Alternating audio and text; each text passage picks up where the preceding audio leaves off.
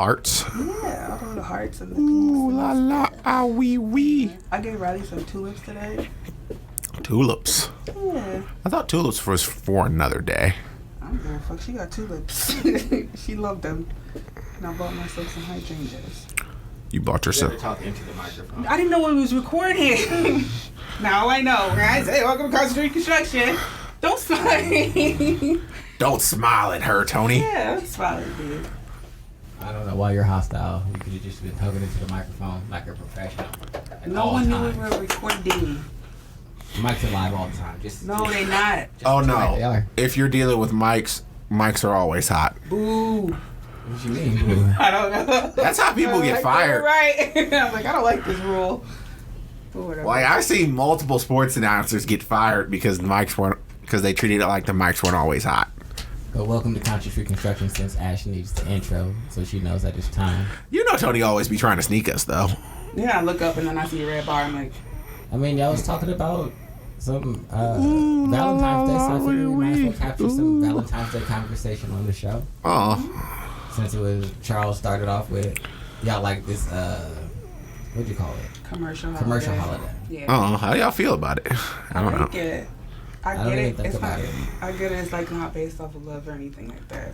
Because if you feel the energy, it's just like it's like it's not like a high vibe. It's just people running around, but you feel excited dealing with it.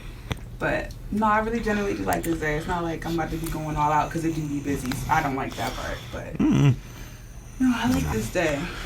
It's weird because whenever I see Valentine's Day stuff, from what I understand in every other country, there's a Valentine's Day and there's a White Day. White Day is for when you give stuff, when men give stuff to women, and then Valentine's Day is when the women are supposed to give stuff to the men. No, we both giving stuff to each other. One-sided shit on Valentine's Day. Oh. What the fuck? I don't know. As a dude, Valentine's Day always feels bizarrely one-sided. Yeah, I don't expect nothing just to be given to me. No, it's like a day for both of y'all. That's not like this nigga need to give me something. Like, no. Well, it's not even necessarily that. The onus for a lot of the planning typically falls on the guy. It's just like, well, you got to take her out to dinner, and you got to do this, and you do that. And it's not that I particularly hate that or anything. It's just... Oh, okay. I see what you're saying. It is what it is. Well, it's been a while since I had a Valentine and I did something. Hopefully. We back. So this commercial holiday. The Ash loves. Mm-hmm. I don't know. As I said, I feel like it feels kind of uneven. Dudes are always trying to sweep people off their feet for Valentine's Day, but I never get swept. It's true. Yeah, You ever hear about women? I'm planning a special trip for us for Valentine's Day. I'm gonna surprise you. No, it's always the other way around. Why don't you ask? Like, damn, can I get surprised sometimes? At that point, it's not really a surprise. Yeah, it is sometimes. Because the surprise don't happen when you want it to happen. You be like, it'd be nice if somebody just surprised me. Like, you don't know what is coming. Oh. Yeah, like, surprise me today is way different than just sometimes. I mean, if you ask for that, you might get it, but... Yeah, I don't treat Valentine's Day like it's the most important fucking holiday, but I do like doing like the little stuff on there, like, oh, this is so cute. I like stuff like that, but also I get it. Does some people just be like, nah? Chocolate covered strawberries. No, I don't do no corny shit like that. You don't like chocolate covered strawberries? They don't taste like anything. They taste like... It tastes like two separate ass things. It's not like, it's not good. It's not nothing I'm just like, nigga, chocolate covered strawberries. That shit is so strange. Well, Even it if the depends. strawberries street, because half the time the strawberries don't be ripe nor sweet. Because they're wildly out of season. Yeah, and then you got this dense ass fucking milk chocolate that might have frozen over on it if you get the cool ones. And then you get the warm one. It don't taste good.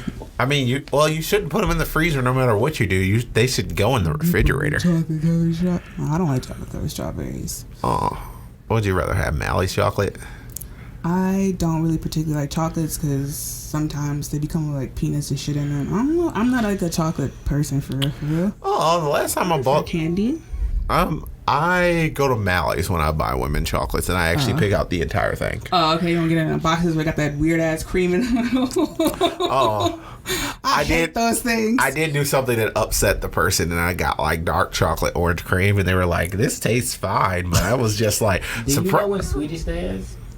Yes, in October. I was just seeing if a woman knew when the day that I think isn't Sweeties Day supposed to be for men, or is that like y'all second Valentine's Day? Second Valentine's Day, they needed something. No, I don't never. It's like the dude is into it. Like, what we doing for Sweeties Day? I'm like, I don't know. What? I'll do something, but I said I don't never really Why like you gotta expect bring it. it up? Why? I didn't know. Like, Did some you niggas have to don't. bring up Valentine's Day? Some niggas just be like, I don't celebrate Valentine's Day. If you Get don't the gotta fuck bring up outta Valentine's here. Day, but you can't expect Some for it niggas to don't like happen. celebrating Valentine's Day unless you say I want to do something. They not gonna do it. Yeah. All I know is Get the fuck out of here.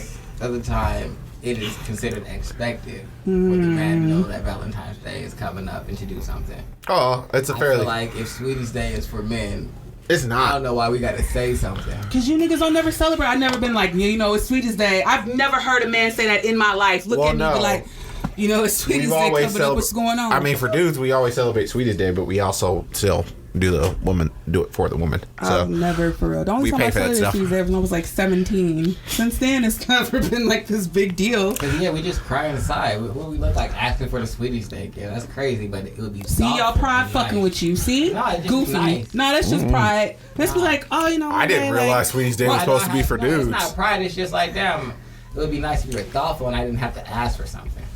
So Now you I know gotta how mention. women feel. No, I don't. What's going I don't know on? how. I've never been a woman. I don't think I'll ever know that. Not trying. Like, why I gotta be thoughtful? Oh, now we asking the question. Why I gotta do all this extra shit, you fucking woman? Like, I'm just saying, that's what, What? y'all want. But y'all don't want to do it for it's crazy. Crazy. no. But yeah, welcome to Conscious Reconstruction. Just Charles is here with a broke foot.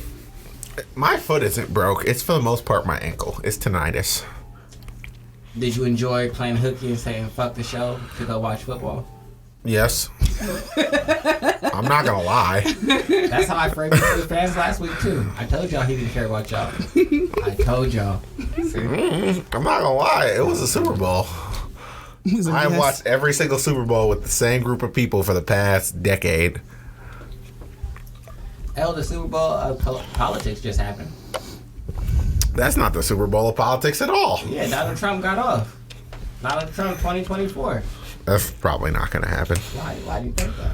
Because the Republicans, for the most part, believe if he runs again, they're going to get the same amount of voter turnout, and they might lose more Senate seats. I love when Trump told this nigga Joe, nobody comes to see you, and he ain't had nobody come to his shit. Nobody comes to see you, Joe. Nobody cares. Because no one came to see Joe Biden, but everybody came to see Trump, didn't they? Outside. Now, I'm not saying there's something a little fishy going on there, but I don't think Joe was on everybody's good list. Oh, I mean, I just think it's funny that there was all this posturing that, oh, we got to impeach him. We got to make sure he can never run again.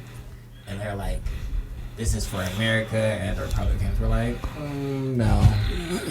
well, it was 7 out of it was 43 Republicans. Because several Republicans only 7 voted yes, so that's not a majority. I mean, true, it's not a majority. No. Well, the funny thing is when they held a blind vote for actually figuring out whether or not it was actually legal, majority of senators said yes. I mean, I can say yes if I know I'm not about to convict this nigga. It don't matter if I say yeah, it's legal. Well, he not going to jail.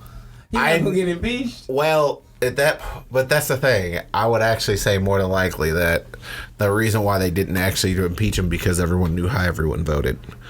So there are people who were feeling ramifications from their constituents. So they didn't vote that way because that's the way people are. They vote the way that benefits That's them. the way Republicans are. Democrats are pussy. They gonna just break apart and argue and infight. Republicans, for the most part, it's like, nah. If we can hide our hands and do some shady shit and get this nigga out of here, sure. But if y'all want us to talk about it, we not about to make the Republican Party look like it's an invite. That's not what's going to happen. So we just go ahead and vote no and call it a day. And that's what they did. Because when it comes time to be unified, they are pretty unified. I mean, yeah. I really don't want my homie to run again. That nigga getting old. And that's 4 years for you to kind of take a break away from that. Because that was some tough shit. This nigga had to deal with that shit every day. Like, he a tough man, but he's also 70. Like, let's get that out the way. Like, that was some brutal shit. I don't know if any human being should ever go through that. Just being a president is hard, so I'm not saying that he had to go through any more, any less. But from my perspective, never seeing no shit like this before, I don't know, bro. I damn sure would understand if you're sitting out 2024. No, he gotta come back. You gotta come back stronger than ever. Yeah, that's what you gotta do. I mean, I'm actually interested because him and Dinesh D'Souza was talking about making like an alternative network, which I'm actually super excited about. I'm trying to see what that's in for, to be honest with you. it's just gonna be an OAN clone. I don't know what OAN is. What American News? It's a more far right Fox. I'm trying to see what that's like. Interesting. More far right Fox. Trying to see what that's like. Oh, also, in the news for Canada, they declared the Proud Boys a terrorist organization. That's whack. So that means that they can be put on no-fly lists. They can't collect money for their organization as like memberships. Like they can't do anything as an official Entity. club or entity anymore. Mm-hmm. So yeah, that's what Canada did. But America's still over here chilling. That's wild. Just just the news of the place we live in. Besides those two news tiddly bits. I think that's all my news tiddly bits. Tiddly. And the bit. But on to my main subject. These tarot cards. So I had everybody in here check out their birthday and Charles their going tarot first. card. Yeah, No, I'm not. Charles definitely going Yeah, first. you are. 'Cause you're the most skeptical one about it. You hate all of this. So that's why you gotta go first. Charles going Charles first. hates this shit, which is the wildest to me. The funniest Well, shit in this world. Start from the My top. first one is the ninja, Start from the top. No, and then the don't start second from one the is the top. throwing star, and that's what they are. No, The hermit No. in the fucking moon. I see. I'm over here peeking. Yeah, you gotta read it. Great looking. It's just free watching. Hell yeah. Good looks Oh, out. he Show said the ninja and the me. throwing. I'm so mad. He said No, the I know ninja how to and the read throwing. tarot cards, so I know what they mean. But that's all besides the meaning. What does it mean? What Which do they one? mean? The What do they- hermit? Yep. The hermit is like kind of like the sage going on his path on his own way. It's kind of like the fool. The fool is very naive. He ready to jump off the cliff. He ain't never did this shit before. Full smart though.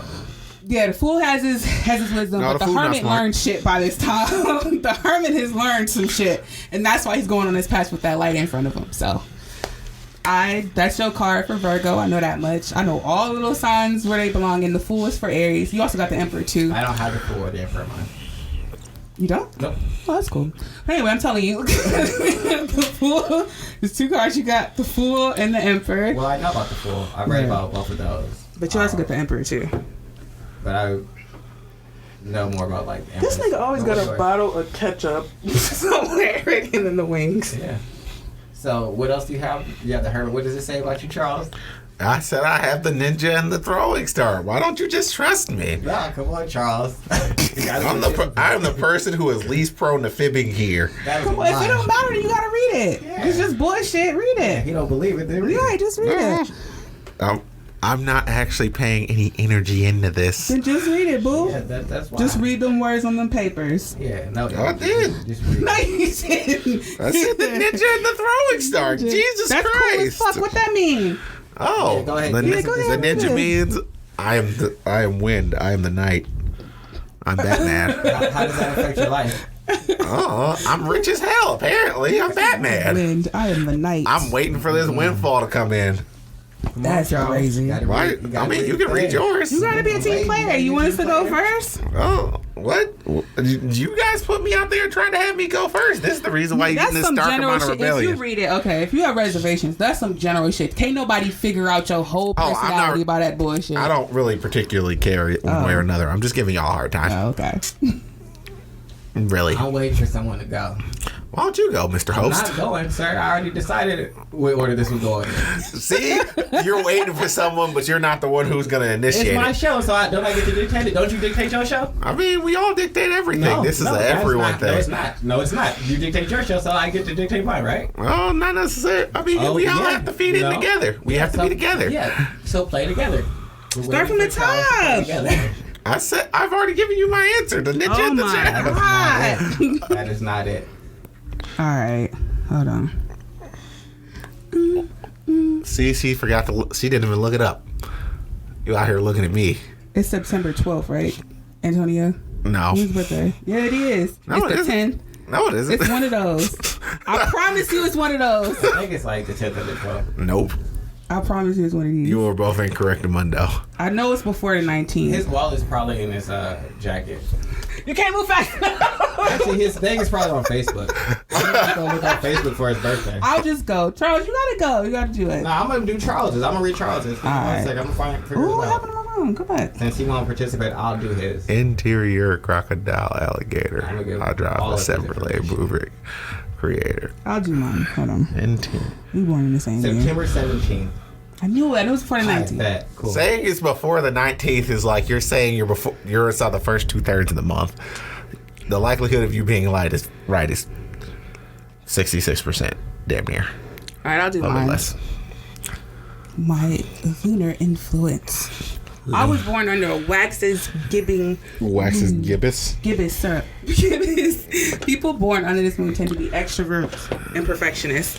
They are very bright and love to question everything. Simple answers are not good enough. These people like to dig deeper to get to the root of the matter. They are also caring individuals who like to help others and want to improve the world we live in.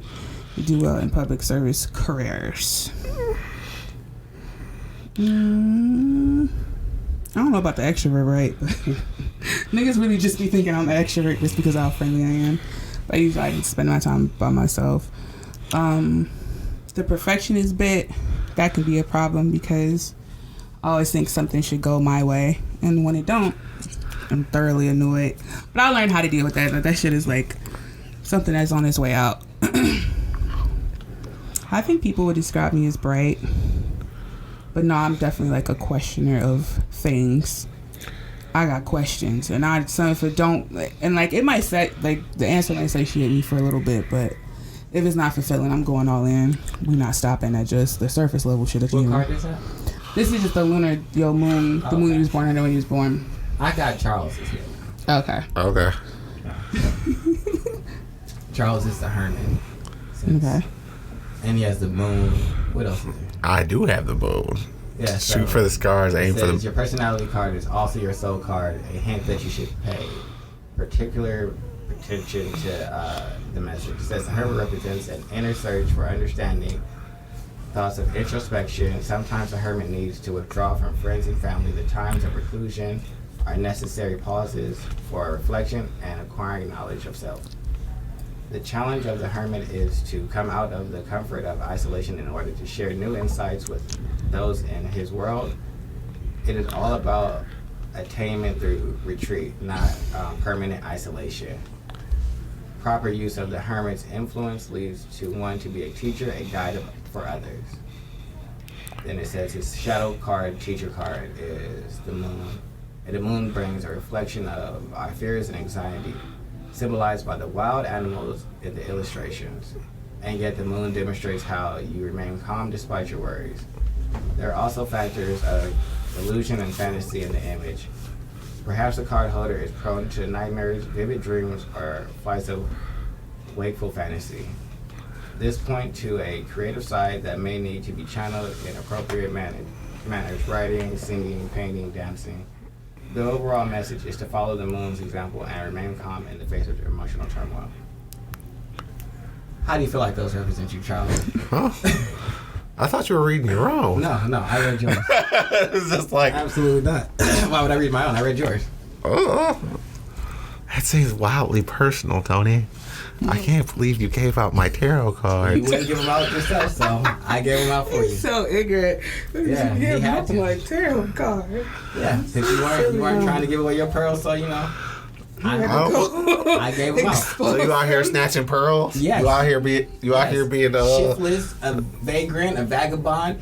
you out here Joe miscreant. chilling people? Yes. You snatching my pearls inside the And telling the world, snatch pearls, tell the world. just snatch pearls, shoot the Waynes, and run off and create Batman. Yeah.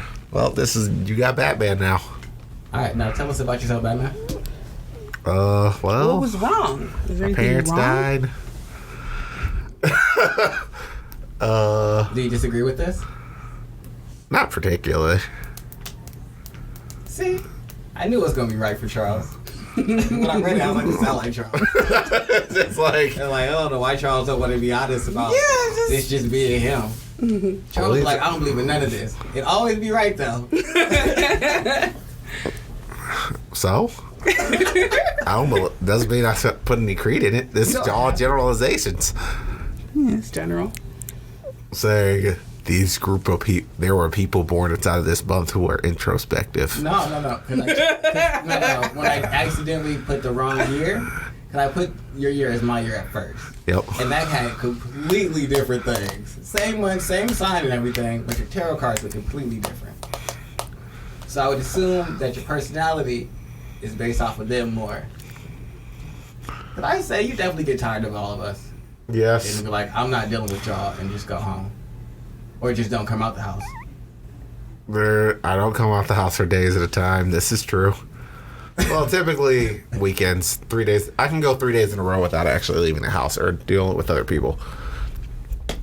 So, I'm glad you said it like an accomplishment. He's like, yeah, I can get to 3 days without dealing with motherfuckers. Like you working on. I don't really count like going out and doing day-to-day things like, going shopping and doing things by myself as dealing with people, but. Oh no, but it's just the way that you said it, where you was like, you were like self-satisfied that you could make it 3 days in a row without having to deal with anybody. Oh, I mean, some people are fairly codependent about things and some people aren't. And I'm not really a codependent type of person. Like, for certain things I can be, but for certain... Like, when I want to talk about something, I'll talk about it. But other than that, you're not really getting too much out of me. I guess... Pretty calm. I try and remain calm. I have lots of anxiety problems, so... Yeah, that's neurotic. I don't know what you're talking about. I have lots of anxiety problems, but for the most part... He doesn't show it, but I think he's pretty neurotic. But that's what it is. It's, I guess, like, regardless of, like... I guess, like how they said for the moon, where you have all this whatever going on with you, like, you might feel anxiety, but you maintain, like... Yeah, you gotta keep the reins on it or else it'll run your life. Yeah, but that was what the moon was saying, so it's just, like, interesting that kind of, like, actually does reflect, like... Charles might have a lot of shit going on behind that facade, but he's going to keep moving forward and doing the things that he needs to do. In general, the world's not going to stop. That's something that pretty much my entire family's taught me. It's just like, yeah, you got these problems, but at some point, it pretty much came from when I was younger, when I used to be bullied, and for a while that kept me out of school. And then it got to the point where it's just like, I can't let these people actually run my life. So, I stopped letting them run my life. And then it was over. Yeah, and you being more under this, like, crescent moon makes sense. I have no idea what the crescent moon means. I just read it now because I wasn't going to read it because I was just more interested in the tarot cards, but she seems, like, fully committed to the whole list. Yeah, you know her over there. Where you starting at? I was like, I guess we're starting from the top. So we just starting from the cards? I mean, we can do the top now that you did yours, so I feel like I can do this one. Okay, go ahead, share my moon.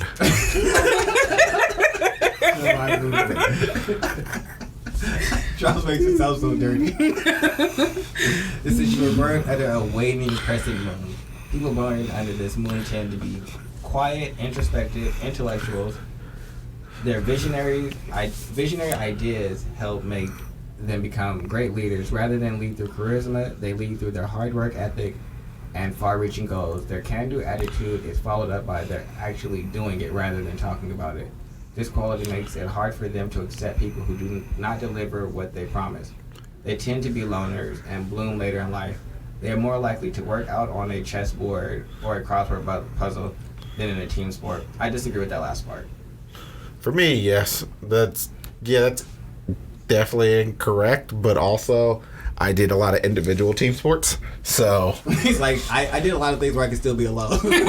Well, I did wrestling, I did tennis, I did things that I can depend upon myself for, and I don't have to depend upon other people. But I also do football and basketball, but also football and basketball are two sports that upset me the most, because people don't do what they're supposed to do. Neurotic. Well, but it's my entire problem, because I'm looking at them like, you only got one job. What are you out here doing? If you do your job and I do my job, then everything works out. I mean, a lot of people get a lot more like in football, people get bent on the state when things go badly, but it's just like, I mean, stuff's they're just gonna make good plays sometimes. But if we 9 times out of 10 on defense, if we all do everything that we're supposed to, they're not gonna have that many successes, and you're gonna end up with like they're gonna get like an 8-play drive. We're gonna stop them, and then we're gonna get the ball back to the offense, and everything will be fine. Yeah, see, and that makes sense why he's like, I hate these other teammates because they don't just listen and do the right thing. And not even listen. Just do what you're supposed to do. You see me working hard at my position, you work hard at yours. I understand it's not a team sports that doesn't always work because I've always been naturally athletic up to a certain aspect, and even in martial arts or anything like that. Like, my teacher always looks at me, so why can't you explain this? Oh, I can just do it. Why can't they? I can understand that there's a lot of things that I get being where you're naturally good at things, and then for you it's like there's processes that are skipped in this that I didn't have to go through for learning that you need if you don't have the same inherent skill that I have. So I can't really teach you what I did because what I did isn't going to work for you. Yeah, it's like breaking down a mechanic. For a lot of people said, do you have, like the beginning of martial arts, they always break down the mechanics of a kick, and it's just like, well, what did you do? I could just kick right from the beginning. What are y'all out here doing? Y'all need to break down the mechanics of a kick? That'd be like trying to tell someone like how to make their reflexes better. Like, I can help someone train their reflexes. That's easier than me breaking down basic mechanics. How can you start talking about sports? What? Alright, do you want to go now? We can go back to you since we've done all of Charles's.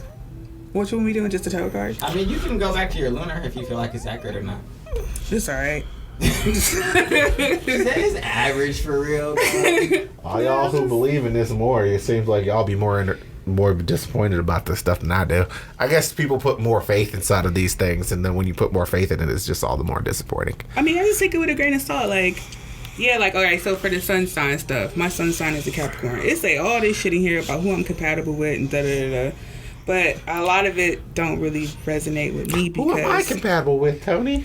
Because your sun sign only, like, represent one part of you. There's a whole bunch of other shit that go into your chart, so I don't You're really... compatible with... Damn, I fucking... Oh, yeah. It says... Most compatible Capricorn and Taurus. However, you're also a very good match for Cancer, Virgo, and Scorpio. That's half the goddamn. That's the half the goddamn calendar. No, realistically, your best matches are Capricorn and Taurus. And it says you could probably make it work with these other three.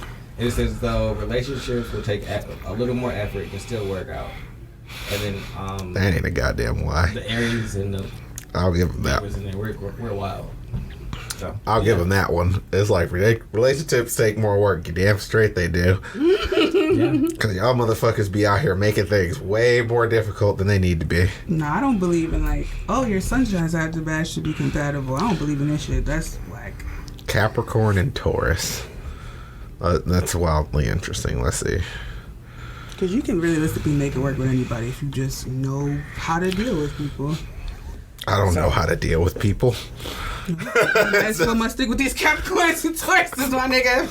Because they gonna get you just where you at. But what's your tarot cards? Death. You gonna? Oh. Okay. No, I think my numerology number is 13, and that breaks down to a 4. So death is the 13th in the tarot card. So maybe that's where you got it from.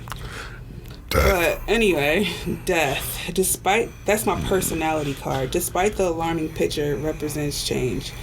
It is the end of a cycle. It may be cause for celebration, like the end of a job after getting a new and better job, or overcoming destructive behavioral patterns, or it may be sad and require a period of mourning.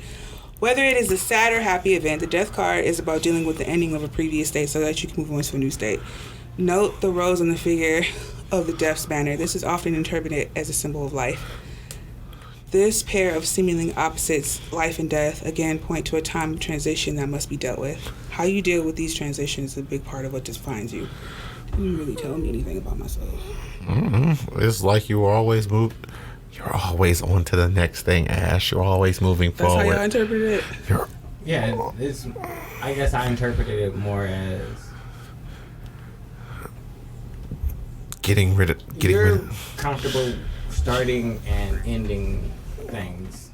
Like just quitting your job. Like when your job was no longer the path that you needed to be on, you were fine with that cycle ending and starting a completely new cycle of something. Mm-hmm.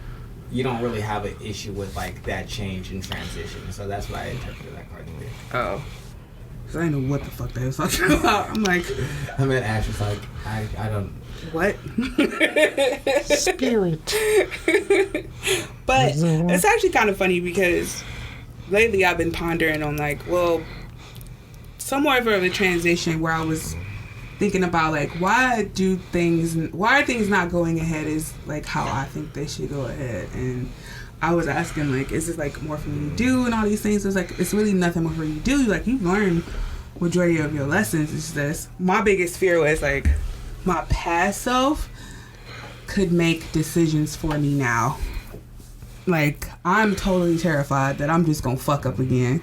Like, I done did all this work inner and outer, and I'm so scared that I'm gonna choose something fucked up and go back on a fucked up cycle with life. And that was something I was really like struggling with. Like, oh, I am terrified. So that's why this card like trumped me. I'm like, are you telling me that I need to reconcile change or? So I thought that was interesting that it came up today. Look at that, the universe putting things in your face. Right. Like, deal with it, girl. So, I gotta read the next one? Where you going? Read it My all. soul card. Yeah, what's your soul? The Emperor. The virile, authoritative emperor. He's the father equivalent to the empress motherhood. He has a need to take control whether or not others around him approve. He is the embodiment of the male ego. His gift is strength and stability. For some, his presence in the cards may represent an obstacle to overcome, whether external or from within. The holder of this card must be careful of the corruptive influence of power. A concentrated effort should be made to balance the emperor's leadership and hunger for control with humility, or else a sense of entitlement can overtake you. Bingo! I got a real big issue with control. Shit should go my fucking way. What are you talking about? I'm mad that you was like, actually, all of this is correct. No, I have a big, like, that was like a real big, like, my ideas about love and people and everything. Like, I didn't know I had a real issue with that until I started, like, making that inward journey. Like, oh, I had a total, if nothing was going the way I thought it should go, then I just wasn't budging on it. I'm like, I would fight that shit to the death. Like, you couldn't tell me that this, like, no, this is what this is. No. Like, everything in life was saying, like, no, it's not this, but it is this. And then when I finally was like, oh, why are you so stubborn? maybe you're kind of right. And then even after it being like, oh, wait, but still, like, I'll fight some shit to the end until I cannot fight it no more. So I was just like, yo, I'm done with this. I don't know.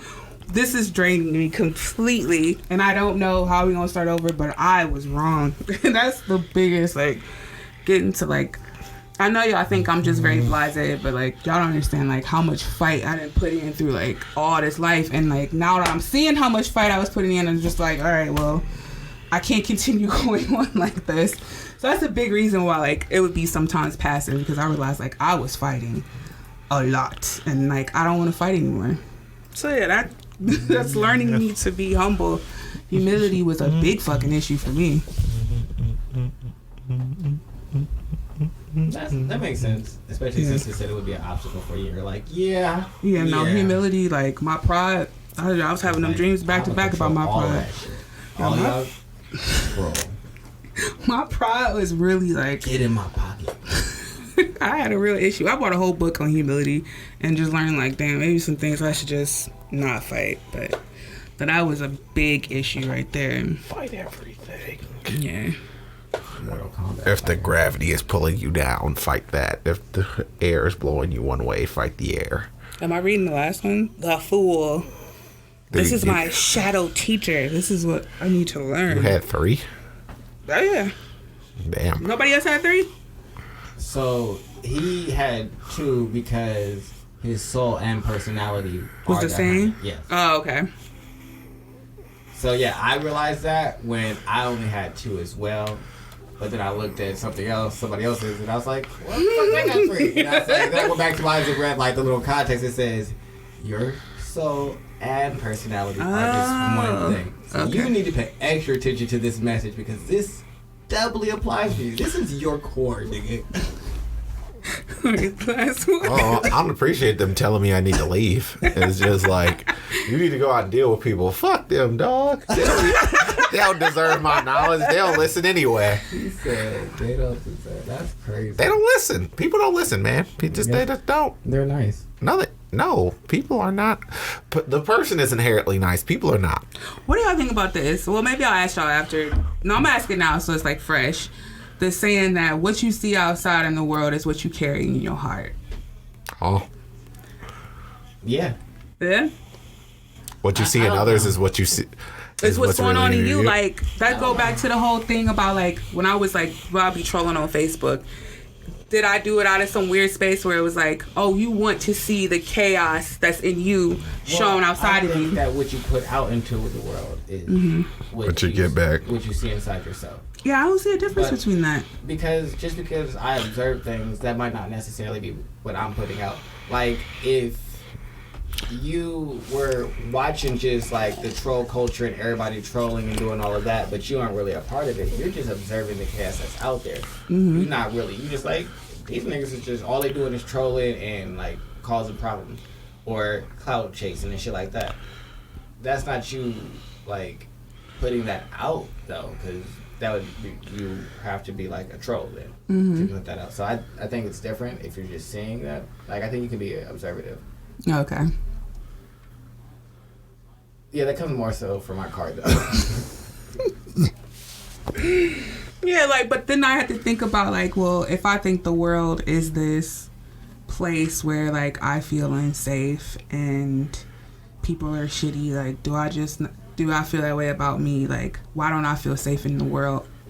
Or do I not feel like, oh, people are, kind of paranoid, or people out to get me? Those are questions that I ask myself. And I think people are shitty because at a very young age, I was given very real world experiences as to why people were very shitty. Like, one of my best friends was molested, and his mom came to me and was like, hey, if you ever see this man around him, you got to call the cops. I was in the 3rd grade when that happened. My mother's a social worker. So that exposes you to all the worst facets of life. Yeah. So for me, it wasn't so much of me like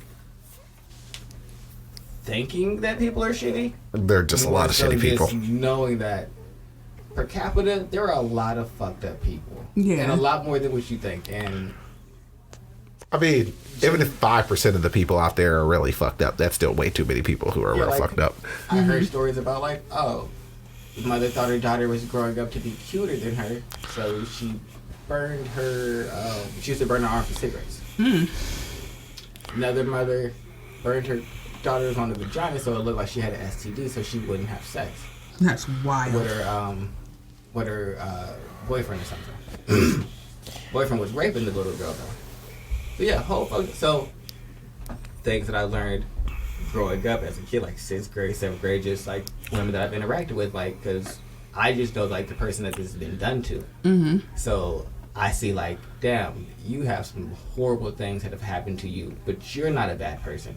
But there are terrible people. So I know there are amazing people, but on average, for every one amazing person I see, there's generally like 10 people that are more than likely going to be self-serving. And even if they're not like the worst of the worst, like the people I just described, they're going to be out for self. And that's not bad. That's just natural. And so since I look at things like that, I don't put that out into the world. Like, I don't want to do none of those things, but that's just kind of been like what I've seen and what I know to be a reality. So, so that's why I think that you can like have a perspective about things and then also not like be one to put those out. Because I think people are horrid. Yeah. But that has a big influence on why I think people are like that. I think that just go back to like observing it, and like I don't get caught up in, like what you said was just terrible, but I also like I'm not investing in emotion into it. Not to say that I wouldn't help those kids if they came around me, but also it's like it's more so like a mentality. It is what it is. That's wild, but also I'm not invested in it. If that makes sense. I mean, no, I'm not invested in it, but me being invested in it would be me volunteering, and championing my time, money, and resources and energy. That's not the things I'm doing. But I also recognize that that's a reality. Mm-hmm. So just because I'm not invested don't mean that it's any less true. Yeah. So for me, that's why it's like, if you're a troll, yeah, you're putting that shit out into the world. So probably back in when you were being a troll, that's why I think whatever you're presenting, like bullies usually feel inferior of themselves. But that's what they're trying to put out. They're trying to put out the thing that they don't really have. You feel like somebody is doing this to you in your life, and so you feel small, so you're trying to make others feel small. So that's what you really feel internally. Mm-hmm. So I think it's more of what your actions in the world are, how you feel about yourself. Okay. One more card. One more card. Yeah, my issue is the fool. The fool is eager to go out and discover all the world has to offer. The fool is not foolish, but may be lacking the experience that will help him have a smooth journey. With his minimalist possessions on the end of his staff, he has all he needs to go forth and learn along the way. Nothing will stop his light-hearted exuberance and feelings of freedom. The danger is represented in the illustration by the cliff that he is dangerously close to, and yet seemingly unaware of. Holders of the fool should pursue their dreams of new beginnings, but watch for mythical cliffs that may be one step away. Be courageous, but be smart. Remember that the fool is not foolish. Oh, I kind of get what this is saying. Oh, I like how they said you were one of those old school stick hobos. You got like the bandana tied on the end of the stick. You got a dog with him. It's a dog in here. Yeah. Woof. It's just like, it's less. I just have like that old school cartoon image of a hobo with the stick with the bandana tied over it. It's just like, and the polka dots and his red. And he always got like one boot on or some shit. Oh my goodness. I mean, I guess like I always thought I was overly conscious. Is it telling me that I'm not? That I'm too like, you might want to stop just going after things. I really thought like, I'm very Read it again, because I don't think it says stop going after things. Holders of the fool should pursue their dreams of new beginnings, but watch for the mythical cliffs that may be one step away. Be courageous, but be smart. Remember, the fool is not foolish. Oh, I think that they're saying that you're striving and are searching for your dreams, but don't necessarily like idealize them. Mm-hmm. And like be like, all right, I'm gonna take this random leap with like no thought or preparation. It'll work out. And then just walk off the cliff. And be like, well, let's see. Like, oh God, I'm falling. Sure, like when you were getting ready to quit your job, like you had kind of done some like research into, all right, I'm gonna get back into like reselling and things like that. Or maybe you didn't. Maybe you just walked away and had no plans. I was just sitting there. But I had thought about it in December. I just heard like a voice be like, I was sitting there just through. I don't know what the fuck it is. I was just sitting there. And the voice was like, well, why are you still here? Like, you don't have to be here anymore. Oh, what the fuck you mean by that? Like, what does that even mean? But then it was saying like, it's just time for you to leave this behind. And I remember sitting putting it in my thing like, is this what I'm supposed to be doing? It was like, yeah, put it in for 2 weeks, keep going. Like it was just this little nudge that was just like, just go ahead and hit send. I'm like, I guess, click. I didn't have nothing, like anything. I didn't have much of any savings. I ain't had shit. Like it was just, well, we here now. Like, maybe that's what it's telling you to, do less of. Not even necessarily do less. If you're gonna make the decision to plan out a little bit better. Maybe have planned out your like online business and have started like procuring stuff while you still had the income and things like that. Yeah, I did nothing. I didn't, like, for real. Like, I was just like, well, I thought about the lie I was going to tell everybody because this is not Ashley's first rodeo. When I first quit my job with the real estate company, I sat there and like, should I quit? Gave it about 2 weeks. And then that day I was just like, yeah, no, I'm not going anymore. Then I lied to everybody like, yeah, I got fired, man. Or like, no, I said, yeah, I told everybody I got fired. But I was just like, no, I'm not coming here anymore. Okay. How do you feel the need to lie about stuff like that? Because I don't know, people be asking questions. I'm like, I don't really feel like giving y'all this real answer right now. I'm going to tell y'all eventually. But right now, I'm going to hold off. It's going to come out, though. Because I just remember why you said you were still working at the dispatch place. You were just sitting there like, yep, Ash definitely still has a full-time job. Ash isn't at home right now. I lied like fuck, but I told y'all eventually. I was like, yeah, I ain't been working that long. So for I don't work there no more. I was like, is everything okay? That's like, oh, all right, that's Random. yeah, Ashley's got a car. Ashley still got her. Yeah, everything was looking up. He was like, oh, so I guess you really not quitting your job now. I was like, already happened. You made that face sound really good. I was like, oh, all right, well, I never scared. We've made decisions. And now we're living with them. Hey, no, that's what you gotta do. Yeah, no, I wish that, I guess I would have planned better, but like I said, I don't feel like, it was definitely a lot of fear, don't go wrong, and there was a lot of fucked up shit going on that I didn't talk about, but they worked themselves out eventually. But no, I guess I gotta understand, like, maybe you should plan some things out some more, but just a little. Always plan. But I'm always about the adventure, though, you know? Yeah, the problem with some adventures is, like, some adventures can be avoided. Some of them can. I agree with this. Like, yeah. Sometimes you be like, I'm going on an adventure. You're walking over broken glass for no reason. But sometimes you just gotta be like, fuck it. I walked on broken glass one time. Like, I like the stories that come up from like stuff like that. Like, some stories I don't like to revisit, but I also know they make me a stronger person.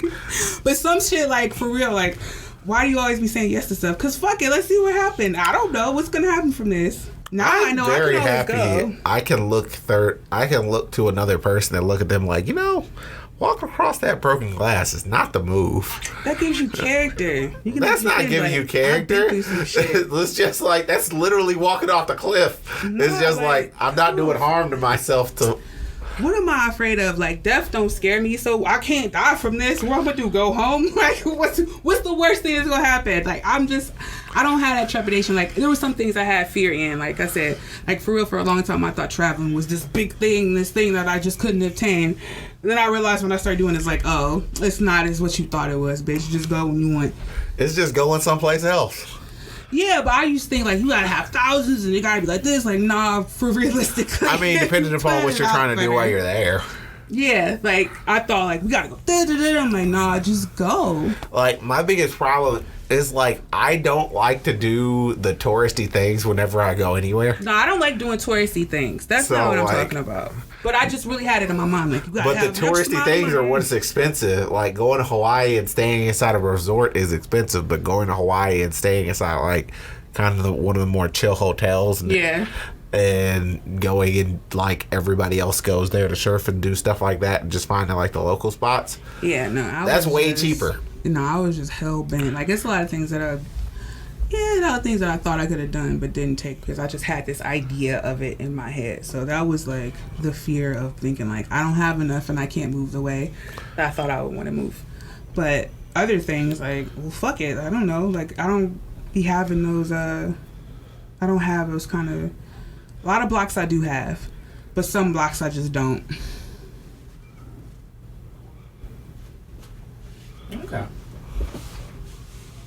I like to travel, but I guess it's my turn. You heard. Why you acting like this? You said something about your moon. I need some water. Jesus. I already gave up my moon, didn't I? Yep, you gave up the moon. Did he? No, I gave up your moon. Shoot for the sky, aim for the moon. Why are you talking? I'm about to go get it's in the refrigerator? All the way upstairs. Take a little quick pause. Nah, you reading that moon. I'm going to. The slaves. Just white niggas don't. It's just like, dead. Man, that's an odd thing to decide to cut the podcast back on, Tony. Glad you saw that, but yeah, I figured that was an interesting conversation. Like, I'm not gonna say all white dudes got weird shit, but I'm not gonna say motherfuckers do. People got fetishes, Like, and I don't. There's some fetishes I can deal with. I mean, I can. I don't have to deal with any fetish as long as it doesn't involve me. You can do whatever you want. It's not my issue, but I'm not gonna allow myself to be videotaping while screwing your wife. That's not my thing. I don't want you to be in the room either. Like, he banged on the door. The door was locked. What do you think I'm doing here? Yeah, he was banging on the door. It was really weird. I'm telling you, this did that. I didn't get all of that shit. I'll be stroking. Whole ass was like, I'll be stroking. Put your dick in there. Then I'm gonna do something later. People There's are no way weird. I'm gonna do that. But it is my turn, and so we can go to my moon. Since I haven't shared. We done had like 2 whole conversations. Like, I done told Charles my whole life story. I know. Like, he was... Charles has gotten to know me very intimately. Good. It's a boon to the company. So, I was born under the waxing Gibson moon. People born under this moon tend to be extroverts and perfectionists. I disagree with the first part, but I definitely am a perfectionist. They are very bright and love to question everything. Simple answers are not good enough. These people like to dig deeper to get to the root of the matter. They are also caring individuals who like to help others and want to improve the world we live in. They do well in public service careers. I don't understand why y'all both got the same thing, and you guys are in terms of that. I don't think you guys would do good in public service careers at all. I don't think you guys necessarily want to help everyone. Yeah, no. It's like, I'm trying to help a motherfucker that want to help himself. Like, I can't. I'm not going into nothing where it's just like I will volunteer at a shelter and stuff every once in a while, but that's not like my modus operandi. Like, that's not. I'm not to be doing. I'm sorry. I mean, I feel like your life is definitely colored the way that you interact with a lot of these things as of now. Mm-hmm. Because, well, I think that's probably true of everyone. Like, if you've been a charitable person all your life and then a bunch of people took advantage of the charity, it's just like, you're not going to be as charitable in the long term. Yeah. Like, someone fucked that up for everybody, which always sucks. I love helping people, but if you gotta want to help yourself, like, you gotta be really like, I'm looking for an answer. Then I can get to like, all right, if you want to hear this, take this with a grain of salt, but not just like, just going out and I feel like I have to tell everybody or I have to help people. That's not me. Well, this is like, I've tried that.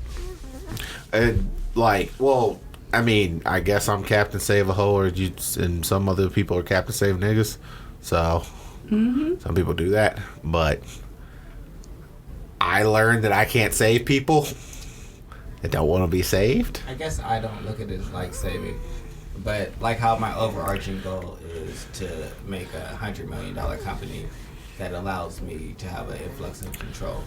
I mean, if I was the head of a public sector or public service that I was literally actually the head of and had that control, I could see that being a good place for me. But it would have to be like me really in control, and those jobs don't exist. Yeah, you can't really be in control of any public sector because you're always beholden to somebody. Yeah, so since those jobs don't exist, I'm just willing to do it my own way. But in a perfect world, if you could do work in the public sector to just do the like things you want to be like, all right, so the people that meet these standards and are actually like doing something, those are the people that we're going to focus on and actually like help out. But you don't get to make those decisions, even if you're like the head of something. Oh, okay. So I couldn't do that. I'm an Aries, obviously. Bah. I don't care about the compatibility. So let's go to tarot card personality. You don't care about your compatibilities? It don't mean it. It says Gemini. It says you are most compatible with Leo. However, you are also very good matches with Gemini, Libra, Aquarius, and Sagittarius. I don't care about that. That's still half the calendar. Well, my main one is a Leo. But it says for my personality and my soul card, it's the Empress. At the core of the Empress is the creator and the nurturer. She represents fertility, be it with a child, a work of art, a new relationship, a new business venture. She creates with passion and then nurtures her creation like a mother. She shares her gifts with the world. Secondary traits are her beauty, sexuality, and pursuit of pleasure.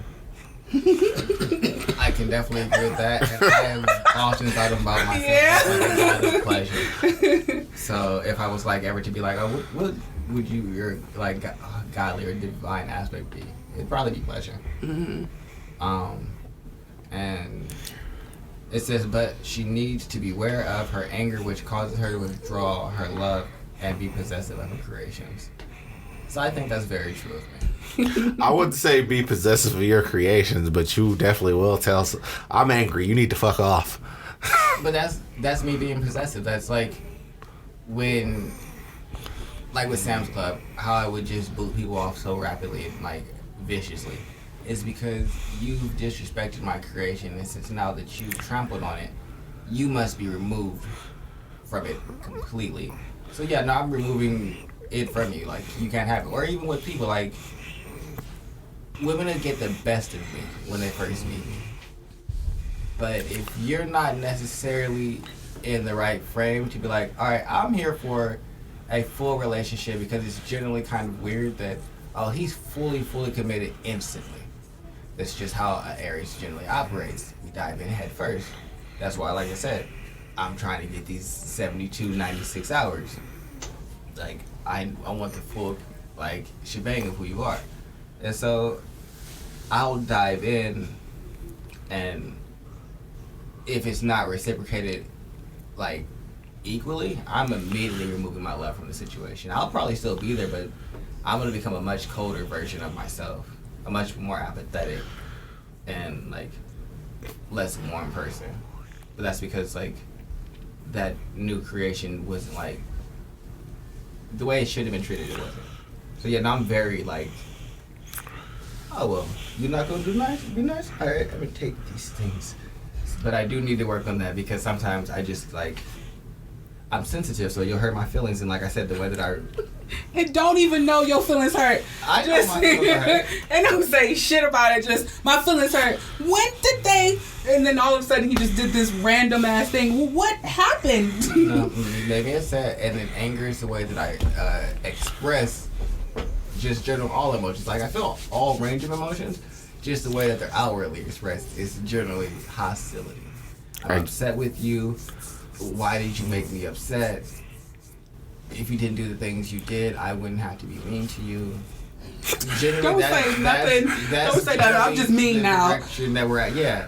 I guess I'm overall the inverse of that. I always put reins on whatever I'm feeling because I feel like all my emotions need to be controlled, because I just can't let my emotions run all buck wild. Oh yeah, no, they need to be controlled, but you need to get this anger, because so the way I process it, you hurt my feelings. I feel away. Now I'm mad at you because I feel this way. I'm gonna let you know I'm upset, because you got to get this upsetness. But not directly. It's just gonna be this indirect meanness. I'm just gonna start withdrawing who I was as a person from you. Mm-hmm. And most of the times when I do that, it's because I view asking people for things as worthless. If I have to ask you to be the person that I want you to be, then what is the value in that? Regardless of whether you do it or not. You're not doing what you want to do. You're doing what I want you to do. So ultimately, you're not being the person that you want to be. And you're never going to do these things with the level of interest, enthusiasm, or care that a person who actually wants to do their best. So why would I want that? So if I say it, then it becomes invalid, because now you're doing it, but I said it already. And if I have to say it, then it's worthless. Yeah, for podcast stuff, I can understand that. For that overall stance, in relationships, I can also understand that overall stance. Because at that point, you always have to tell. At that point, you're always telling the person what they need to be doing, and not just. Yeah, you're not. Who you are is the person that you are, and that's fine. I'm willing to let you know, hey, these are the things that I like. And I'll let you know the first time. It's not like I'm gonna just disappear. But once you show that these are the things that you're not willing to do, cool. I'm not gonna keep asking for them. Those aren't the things that you want to do. I ask for what? So I'm definitely gonna withdraw. But I can also recognize that sometimes I get ahead of myself and it's like, they weren't disrespecting you, they were asking you questions. And you got upset, and the way that they approached it might not have been the best, but you could also handle situations better than being like, well, go away. Cool. So yeah, I can definitely represent that. So it's like I said, my personality and my soul card. And then my shadow/teacher card is the Hangman. And it says, it says, if the Hangman is your card, please do not panic. It's not as bad as it looks. Note the Hangman's face. His life is almost meditative. Almost a meditative focus and no suffering. The card is not about death, but about pausing and contemplating. It is about looking at your world with all its problems and decisions from a different perspective, rising above so that you can see the forest, not just the trees. This position will also make you vulnerable and sensitive, like I said, but the insight you will gain are priceless. The danger is not to slip into a state of passive observation. You cannot stay in suspension forever. You need to act based on a new acquired perspective. I do that a lot. That's generally why I feel like so disinterested with a lot of things.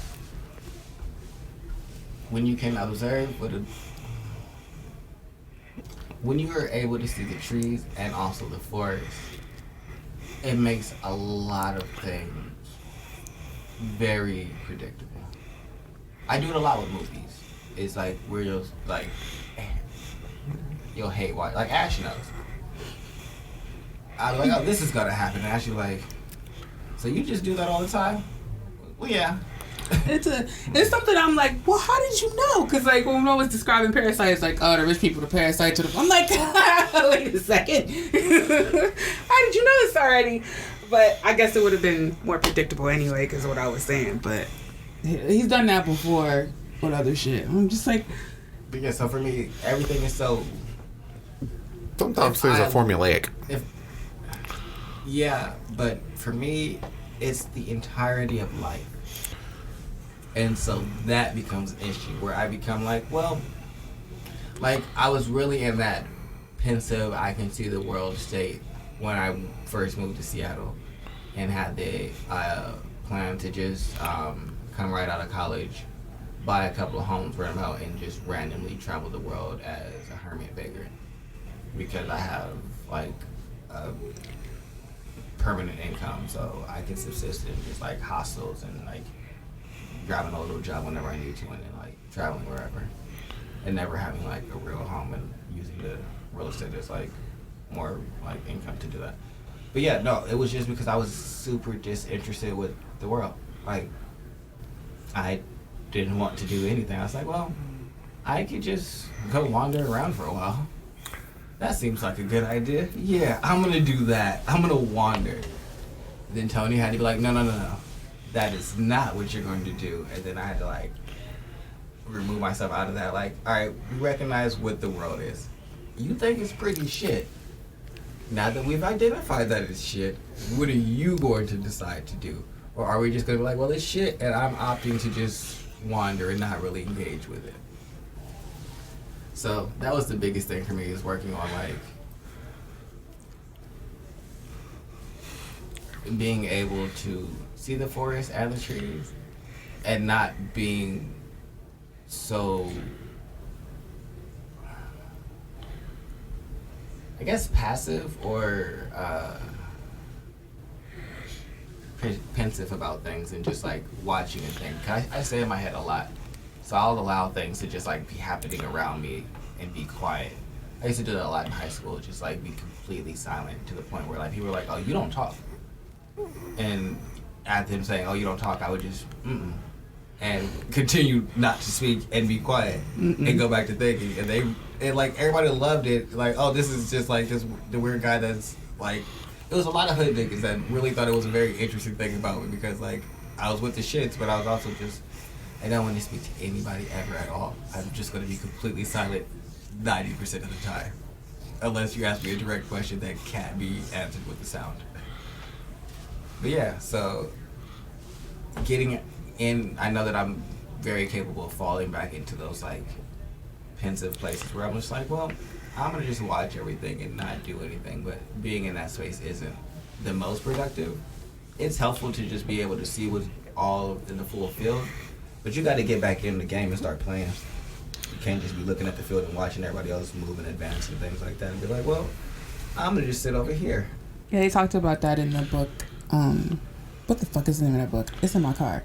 The Beginner's Guide to Afterlife or some shit. How you use your masculine part of yourself when you want to get a solution. Use your feminine part of yourself when you kind of want to be more passive and resistant. You kind of want to like diffuse the situation. But to use both of those parts is what you was talking about. You can elevate yourself, and you don't really want a solution. You just kind of observing what's going on. Like, yes, so that's what I had to learn. And I was telling Charles before, I didn't know how to.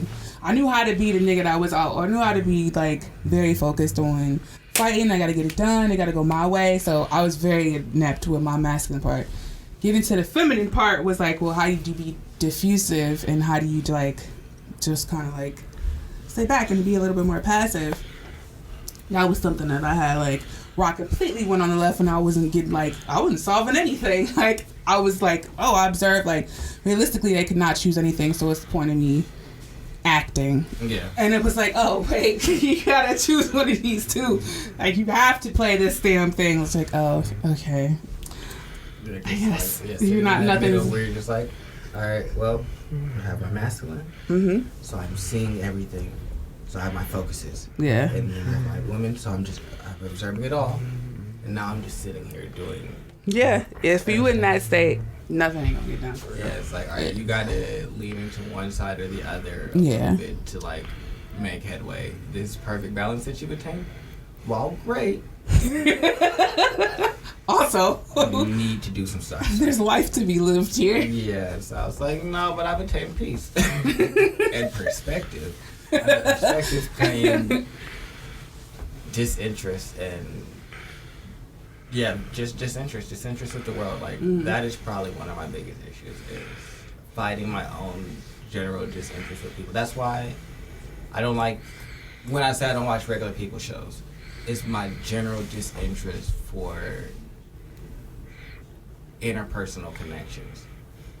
But I guess that probably has this, like I said, to do with a lot of like how I grew up, seeing all the like people who had interpersonal connections and the beautiful sides and all the terrible sides. So for me, it's like I kind of, for the most part, since I've seen like a wide range of like what life can be, can for the most part pick out exactly, all right, this is how this is gonna go, and that bores me. So once I got bored, I was like, well, I'm disinterested with all of this, so I'm just gonna opt out, and that is not the way. But my last card is the world.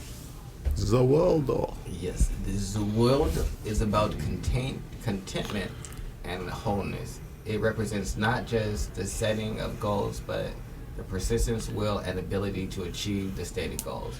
The holder of this card has often attained a respected position or reputation in his or her chosen field. They enjoy a sense of contentment or satisfaction with their success. They are also in a position to now give back to society through material services or mentoring. This giving back will serve to even further emphasize their sense of accomplishment. Well, I definitely feel like the first part of that is really true for me. I do feel a level of contentment in like pursuing my goals and like achieving them. And nothing else really like satisfies me in that way, or like even motivates me remotely. Like I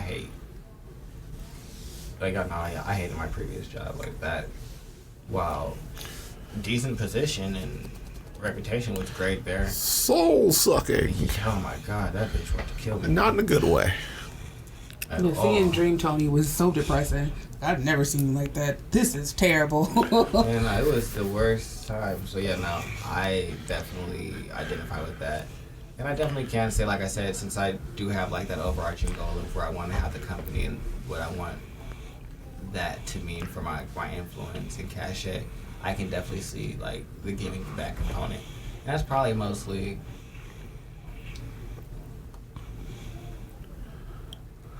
I would say I'm social work in nature. I just have a much more pragmatic and realistic worldview about things. Like you said, like that balance allows me to. I think most social workers get caught on the trees, aka the people. That's not the issue. The issue is the forest. Yep. The entire system needs But you can't fix the forest because all you can see is the trees, because all you can constantly do is help them because that's all you have the means to do. Doing that right now would be worthless to me. I could help some trees. That's cool, but this forest is still dying. I'm going to grow one tree, and the rest of this 90% of this forest is going to be dead tomorrow. That don't make no sense. It's either that or a lumberjack will come in immediately behind you. It's just like, look at this. Yeah, look at this good wood. Yeah, and cut it. What right are you over doing? there. Yeah, so no. So for me, I'm like, all right, you got to figure out how to move up, see the trees, see the forest. All right, bet. Well, the trees need this, and the forest needs this to provide what the trees need. So you got to address both, and I don't think that's where people have been for a majority. So that's kind of where I occupy in my more like social work mindset, where they keep talking about the giving back. Because I can definitely see like giving back and being helpful to people isn't a stretch. Doesn't make me feel like I want to control the world, but it's mostly because I think you niggas are doing it wrong. Mm-hmm. And I'm, like I said, I'm a perfectionist, and so I'm sure that if we just did it my way, things would be infinitely better. It's just like, it's very easy to fix world hunger. We already know how to fix it. Why aren't you guys just you know what? Yeah, and see, like, and that's why I identify with Charles when he was like, all the people on the basketball team that aren't doing the right thing, I don't understand why y'all aren't doing y'all job. But where Charles is like, I'm going to just go it alone and do this myself. I'm like, no. I'm going to get all of this influence, and I'm going to force you fucks to do what I want you to do. Because I need all of y'all to be moving in the same direction, so this is an easier push. But y'all not going to do it by just words. So I'm going to use whatever leverages the world has created for currency. And if it was peas, goddammit, I'd be a pea farmer. But I think it's Ashley's turn for her subject. I don't know what you got. I didn't even ask. You did, and you just forgot, and you remembered. So what did we talk about last week? And we running it back, right? He touched on, do women feel like they pitted against each other? And at the time, I was like, other women pit me against each other? No. It's mostly been men who've tried to put me against another bitch. Like, I remember with Deontay, when we first started kicking it, he brought up this girl, and we weren't like together or anything like that. So when he brought her up, I thought it was kind of strange. He was like, she said something. I don't remember what it was. But I was just like, well, okay. And then throughout the whole relationship, kept saying, like, I tried this one trick on this girl, and it didn't work. So I'm like, I don't give a fuck. Why are you talking about this other bitch? None of this really concerned me. Then he brought her up when we was just chilling downtown one day. And then I called him out on him. Like, well, if you're trying to make me jealous, that needs to stop. Like, why would you want to actively try to do that? That's when that shit stopped. So I've seen men do this more than I've actually seen women. And it's more so in personal relationships. I've never seen it done in a work environment. And I think it's because, kind of speaking to like where men kind of say like, oh, fuck love, I want more so loyalty. I don't think men, they know intrinsically they have not felt love, but what they see is crazy shit. They hear a bitch saying, I love you, but then she's also doing crazy shit when you don't feel the love, so they don't know what it really looks like, because y'all examples of it is, well, if she gonna act crazy, that must mean she's care. I'm trying to fulfill my ego for real. Ain't got really nothing to do with her. I'm trying to fulfill my ego and my insecurities by making her wild the fuck out, because that's just what I'm used to seeing as this example of love. So I don't know if I agree with that or have seen that being done, but that's been my experiences with that shit. Oh, I'm not really I don't think I put women against each other, but I don't think that's something I would necessarily be cognizant of while I was doing it. Mm-hmm. Now, I definitely do have a basis of comparison based on the women that I've dealt with in the past and what I'm dealing with now. Mm-hmm. But I don't feel like that's necessarily outlandish to like be like, well, this is what women did inside the past and this is what women are doing now. Do I like this? Yes, no, maybe so, and then move on based on that. But I don't think I'm literally like, well, my ex-girlfriend used to do such and such and such and such. Why don't you do such and such and such and such? I don't really see the point in that. Yeah. No, I mean, I see men do it. I guess I see women do it in the form of y'all cattiness. Mm-hmm. Like the way that a woman will critique another woman's outfit while she's out. Like, oh, why would she wear that out? Look what she got on. Like, it's immediately demeaning and like to take away.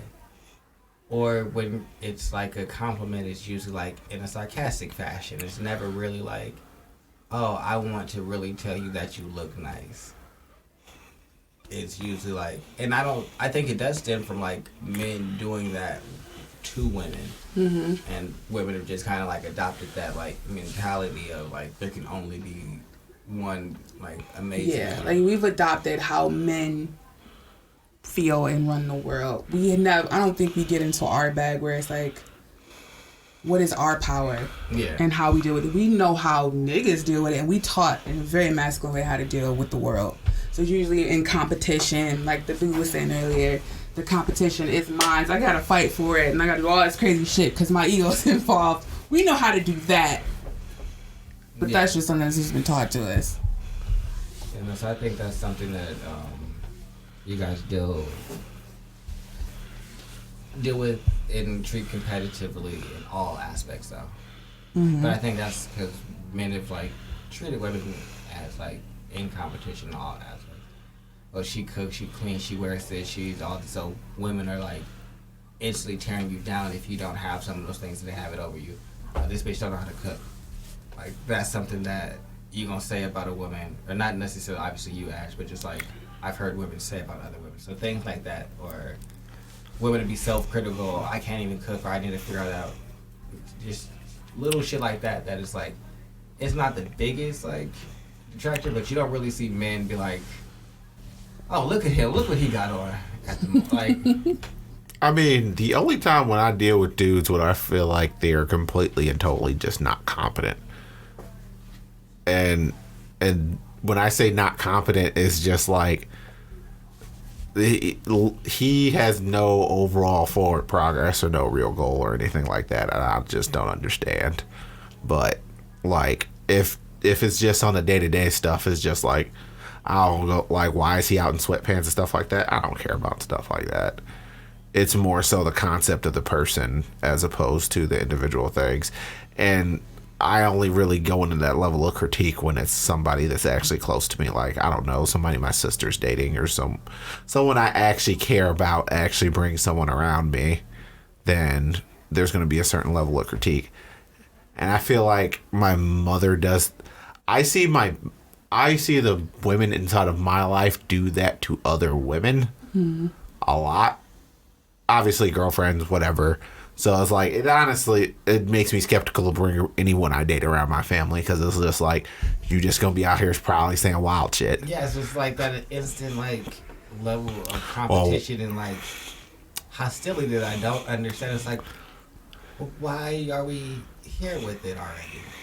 Because I think that's just the world makes us value our looks so fucking much. Because that's what niggas be valuing. Like I said, it's very like male-centric how we have to approach the world. You have to look a certain way to get the attention of the opposite sex, if that's what you into. So now it's like, well, you not falling in line with what we've been taught, bitch. What the fuck going on out here? I can understand that. Like, yeah. I'm not gonna lie and say I don't find some women more attractive than others, but yeah, like men think from the bottom up, so we have to be attractive somewhere to get your attention before anything else comes into play. So women know that. Like that's why OnlyFans exists. That's why, you know what I'm saying, porn exists. Because now we know what we can use to get you to pay me some attention and or cash.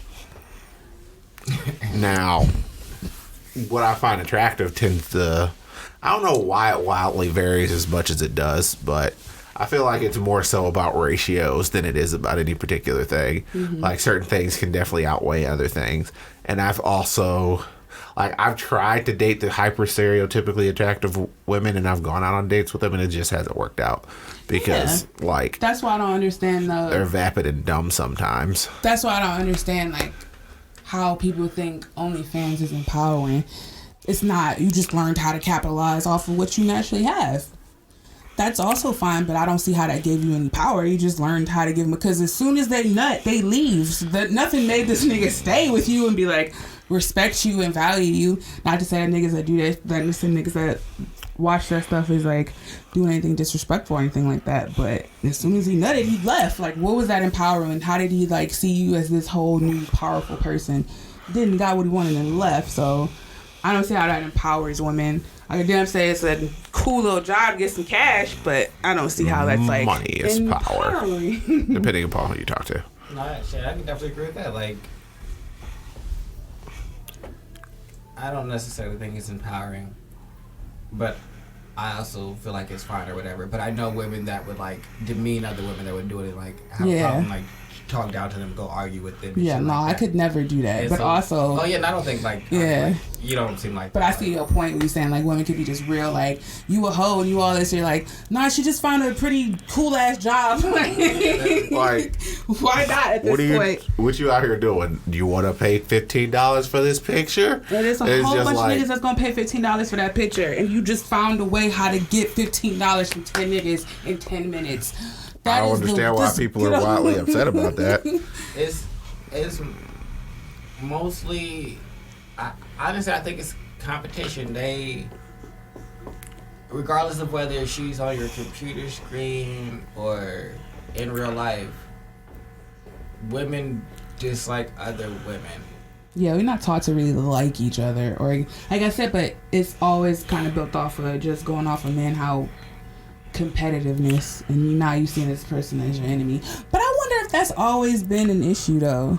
Yeah, I mean, I would say yes. Like now I'm not talking about, I'm like, this is a modern day thing. Has it always been like, if you reach in the books, women have always hated each other? I just wondered. Oh, I'm not necessarily. I mean, it's always just been a breeding competition from what I see. Everybody wants to get the strongest. Is this naturally how we are? Or have we always had like a sense of sisterhood at one point, or no? I don't know if it's natural, but when I was in the military for basic training, we had like a sister flight. Mm-hmm. So spending a fair amount of time with like them around.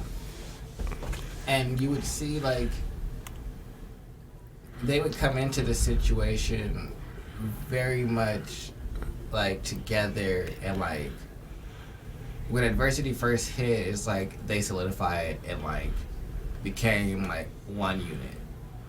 Whereas the men, as soon as we got there, it's us kind of like infighting and trying to establish this like pecking order of like where we all stand inside of I don't see myself building sisterhood with these lovely ladies. Call it bitches, because I don't know when the next moment you gonna flip out. Women, that's what happened. The women then, after the initial like sisterhood building, devolved into like being more catty and more like we were in the beginning when we first met. Yeah. But now it's like what we butted heads is all over with now. Yeah, we butted heads. We established something, and it's more like the women just became more like hostile towards each other. So that was something that was interesting to me. It's yeah, like, I don't really understand why y'all hate each other now. That's like super you started rare. out with the Jenga blocks together, and then they just got real cliquey and started making small Jenga like together. I don't see how that's like, unless it's like a level of love.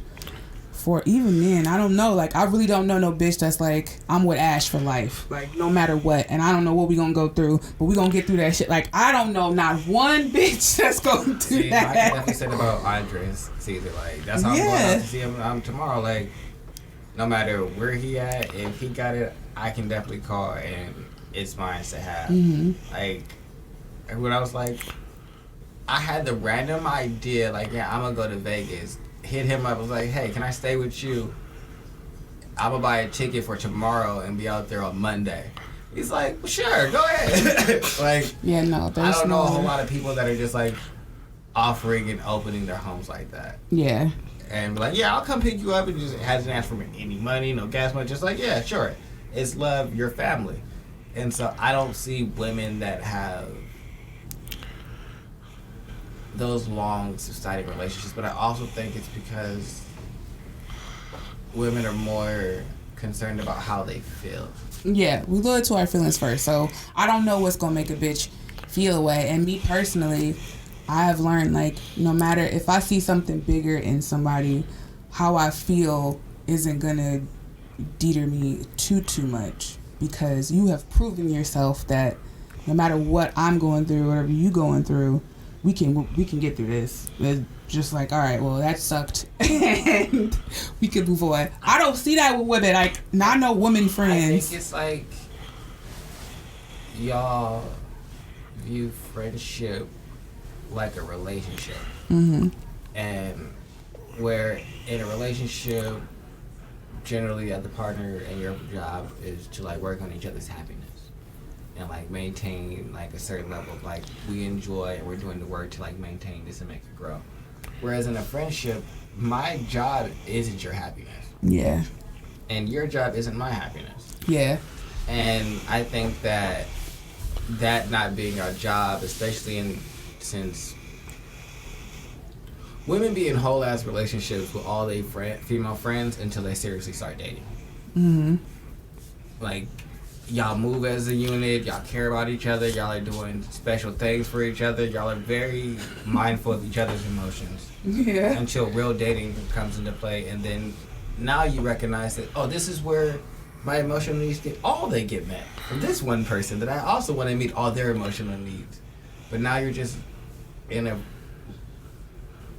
realm where y'all are just friends for real. Mm-hmm. And I don't think women know how to like deal with that transition, because we're like, oh, this girlfriends just disappear when niggas come around. Well, in a marriage, 90% of the time, you're probably not going to see your friends. You're going to spend time with your family, working, doing things in your friends, and you might take trips and shit like that. Mm-hmm. But for the majority of the time, it's not a y'all kicking it every weekend, shit like that. That's probably not going to work out for a real relationship. Right. So, no, they're not just disappearing because they got a nigga. They're working on a real relationship. But what they used to do, and which I used to do, is always be around each other, always be on the phone, be there for each other's needs, to do the things that y'all want to do. And that is not the space that y'all can exist in moving forward in life. Like, you all get responsibilities, and then some of you get offended by that, I think. And that leads to y'all having rifts that are unwilling to, like, mend. Because women don't fix shit. No, you just leave. That's why I'd be like, well, what would take, like, even, like, the last friendship? Oh. Going to sleep. No, he was, like, head cocked to the side, like, I have seen, like, I have a family member that's really similar to me, and they got married and they lost their bestest friend ever. Like, they've known each other since God knows how long. And since he's really similar to me, she never really got why there was actually a problem, because as far as they were concerned, nothing really particularly needed to change. But the friend thought everything needed to. I don't think it's always the person who gets inside of the relationship that is actually the person that peels off. Oftentimes it's actually the other people, because they see that you're inside a relationship and they assume things have to change. No, but everything does change, Charles. I don't necessarily think that it does. Maybe I'm an insane person and I just assume that all my relationships maintain the... I'll go through what female friend group is doing. They're having sleepovers. They're talking on the phone to each other at night. They're planning trips and events together. So they're realistically living their lives in unison. You can still do all that stuff. No, you can't, Charles. You can't plan your life, have sleepovers in the actual same capacity that you were doing them before, because you have one person has new commitments, new responsibilities, and a new relationship that they need to tend to. Well, I guess they're saying everything has to be done at the exact same clip that everything had to be done. So, like I said, you want to say clip, so rate. But if something changes, whether it's rate, consistency, that is a change. We don't talk at night anymore. We don't spend all night on the phone. We used to spend every night on the phone just talking about our days and shit like that. We don't do that anymore. Yeah, because I spend my nights talking to my husband, and we go over our days and talk about our goals and plan and strategize how we're going to move forward and work on things. Shit like that. So things do change, and that's the issue with people that are in relationships. They don't recognize that, yes, things are going to change. And it's not the big things, because yes, you're still their friend, you still care about them, you still want to go on their trips, and you can still plan events and shit like that out. But it's the little things that you can no longer do that are the maintenance of a intimate relationship. But women are attached to having intimate relationships with their friends, and that is the problem. Maybe it's just a perspective I'm never really particularly going to have, because I still, like, even in relationships, when my friends are in relationships, when all the dudes that I know, like, we still talk about our goals. We still ask, like, hey, what are you doing about such and such, blah, blah, blah, blah, blah. Charles, no. But you wouldn't fucking David didn't talk to each other at 10 at night to 3 o'clock in the morning. That's exactly. just never something that's so ever. That's what I'm saying. I don't want to be on the phone with anybody. Well, it's just a very poignant conversation. But no, so that's because you guys are talking from a logical perspective about things. These are my goals and my plans, and he's also helping you like firm those out. You're helping him firm those out. It's a very focused conversation. What women are doing is expressing their emotions to each other and sharing it in emotional. So you have to stop looking at it from, all right, what does me as a man do? And look at it, all right, so what are women doing and how can that change? Well, that's why men have, because we already treated our relationships, our friendships as just friendships. Like I said, I'm not responsible for your happiness. Like, I can recognize that you're not having a good day and say, hey, what's going on with you? But ultimately, you making yourself happy is what you got to do. I'm going to be your friend and be there for you. But hey, I'm going to also be doing other things, got other goals. And you know that and you respect that because we've already established those boundaries. Women don't have those boundaries because their lives are intertwined until someone gets a boyfriend and then, that's the friend that got someone gets upset. And left, and then someone's in their feelings because they don't know how to process that change. Yeah. Y'all were having an intimate relationship because women like to feel good. So being intimate feels nice. So regardless of whether it's like a sexual thing, they just like the intimacy of talking to each other, sharing their feelings, being valued. And once they get that from their nigga and they're actually in a relationship and that's where they're really going, they don't have the same time to do that energy exchange with all their friends now. Yeah. No, my friend was super codependent on me, and I didn't know it at the time because, like, I had this idea of what friendship would be, and then I'm like, well, this doesn't match. And she was like, very much, this is how I feel, and I'm calling her every day, I'm doing all this. Niggas really thought, like, we was fucking. I'm like, no, well, she just does things. And I'm like, I really don't have anything like that towards her until she felt the way. It was like, oh, you're my sister and all that stuff, and I never felt comfortable with that. I would just let her say that, and I'm like, I don't really know you that well to really, like, want to be that intimate with you and say those things yet. Like, we don't have to go through some shit for me to even give you that title. But she was just very gung-ho about that shit. I'm like, I guess this is what friendship like, because I never really had that many woman friendships, so I didn't know what to fucking expect. So I was like, is this what this is like? Okay. And ropes me in all that shit to the point where it's like, then, like, she really is, like, codependent on me. Like, I just don't know how to fix it. Let me make you. I'm like, I just kind of want to be by myself. Like, some fucked up shit happened, and I told her about it. And she was like, well, I don't know how to fix it, anything. I'm like, well, just kind of let me be by myself right now. It's nothing for you to fix. This is how Ashley deals with things. And she was just like, I don't know. I'm like, you sound like a bitch. Like, you sound like I'm the nigga. Like, I feel like the dude. Like, just kind of want to be with myself. Oh, I'm just kind of... No, it's putting things on a new perspective for me, because at the end of the day, now I actually have the ability to advise someone else on what actually happened. Mm-hmm. Because I guess she was fulfilling some fundamental... I think it was very... I guess you don't know when you're still being fulfilled inside a certain capacity, but the other person isn't. You don't notice the other person isn't being fulfilled in that capacity. So you don't ever really see that change. For you, it's just like, I still got it. Yeah, nothing changed for your cousin. Your cousin is still having a great time, feeling good with her friends, but also gets that intimacy with her boyfriend or husband. Husband. Yeah, gets the same intimacy now with her husband, gets to spend the nights with him, talk to him. And if they want to have a late night and talk about their goals, dreams, and how they feel, they can do that. She doesn't need to go and plan a date with her friends to get that intimacy. Yeah. Her friends may still need that. She would get so upset with me because she was like, I tell you everything and I feel like you don't tell me anything. I don't know you very well. But it's like, that takes a lot for me to be like, I feel comfortable with. But the weird thing was, it only really changed when they got married. But, like, because they used to be around, like, the person used to be around all the time, and then once they got married, it was just kind of like... Did they live together?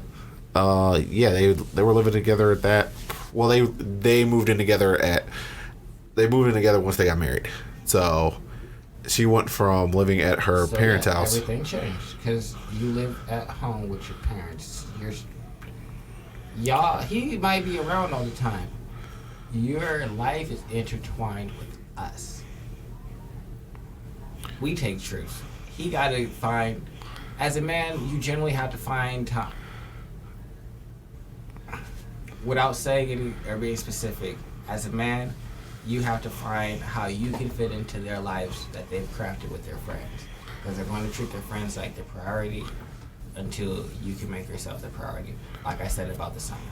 Okay. Yep. And so that's what it is. That's what they're, because that's who they're intimate with. And it comes full circle. Yeah. So that's what they share. But do you want to go to women's accountability? Like, Yeah, we can go now. Like, how many bitches don't want to fix shit? Like, it's just all your fault. Like, I think that's really shitty. Like, we don't really take into account how much niggas have to go through and how hard it is for them to navigate life. And we get into the bag where it's like, well, he made me feel a way. Well, I mean, how is it all niggas' faults all the time? You know what I mean? And I guess, like, what's y'all experiences with that? And just like, I can just always compartmentalize my. There is a point at which I look at it and say it's not really worth it anymore. It's just like, all right, I compartmentalize my feelings enough to this point, but you're also not gonna gaslight me and tell me this is my fault. Mm-hmm. It's just like, no, what'd you do? Well, you didn't call me for the weekend. The phone works both ways, and I told you where I was gonna be. So I understand how you're surprised about this. You expect. Like, I was with my family all weekend. You expect me to, like, sit there inside of my aunt or uncle's, like, living room and sit there and talk to you for, like, 3.5 hours? And, like, exclude myself from, like, Christmas? Nah, doc. I'm sorry. I invited you over here. You could have came. But you chose not to. Yeah, no. Women definitely have... Like, why are you arguing? Why is this even an argument? It's just like, I'm not wrong here. Mm-hmm. Like, this is Thanksgiving. My sister's in town. Her 2 kids are here. Everybody's here kicking it. We're having a good old time. The whole family's here for once. It's like, this only happens like once every 5 years. And you're like, why didn't you shut everything down and talk to me? Are you crazy? I think women lack accountability in a relationship on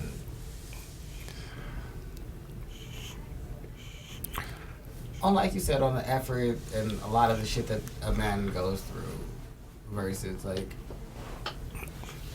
for the shit that you say you want. Mm-hmm. And then you don't really honor that. In a way, and it's like, shit is falling apart, and it's like, well, yeah, it's falling apart because you don't hold yourself accountable to any standards in the relationship. Women generally want to be allowed to do what they want to do, and as long as it makes them feel good, they're very readily to dismiss something that they did because they feel like they have the context for it, even if it's something similar to something that you've done and now they're upset. I.e., like, let's say y'all are having a conversation throughout the day and they call you, you miss their call, you call them back 5-10 minutes later, they miss your call. You send a message, say, I'm out of here, I'm about to go hang out. They don't respond. They respond 2 hours later. You don't respond now because you're out kicking it. The next day comes. They have an attitude. Well, you disappeared. No, we just missed each other on the phone. You were busy for a few hours when I tried to reach you. Then I was busy, so I'm here today. That's us just not both.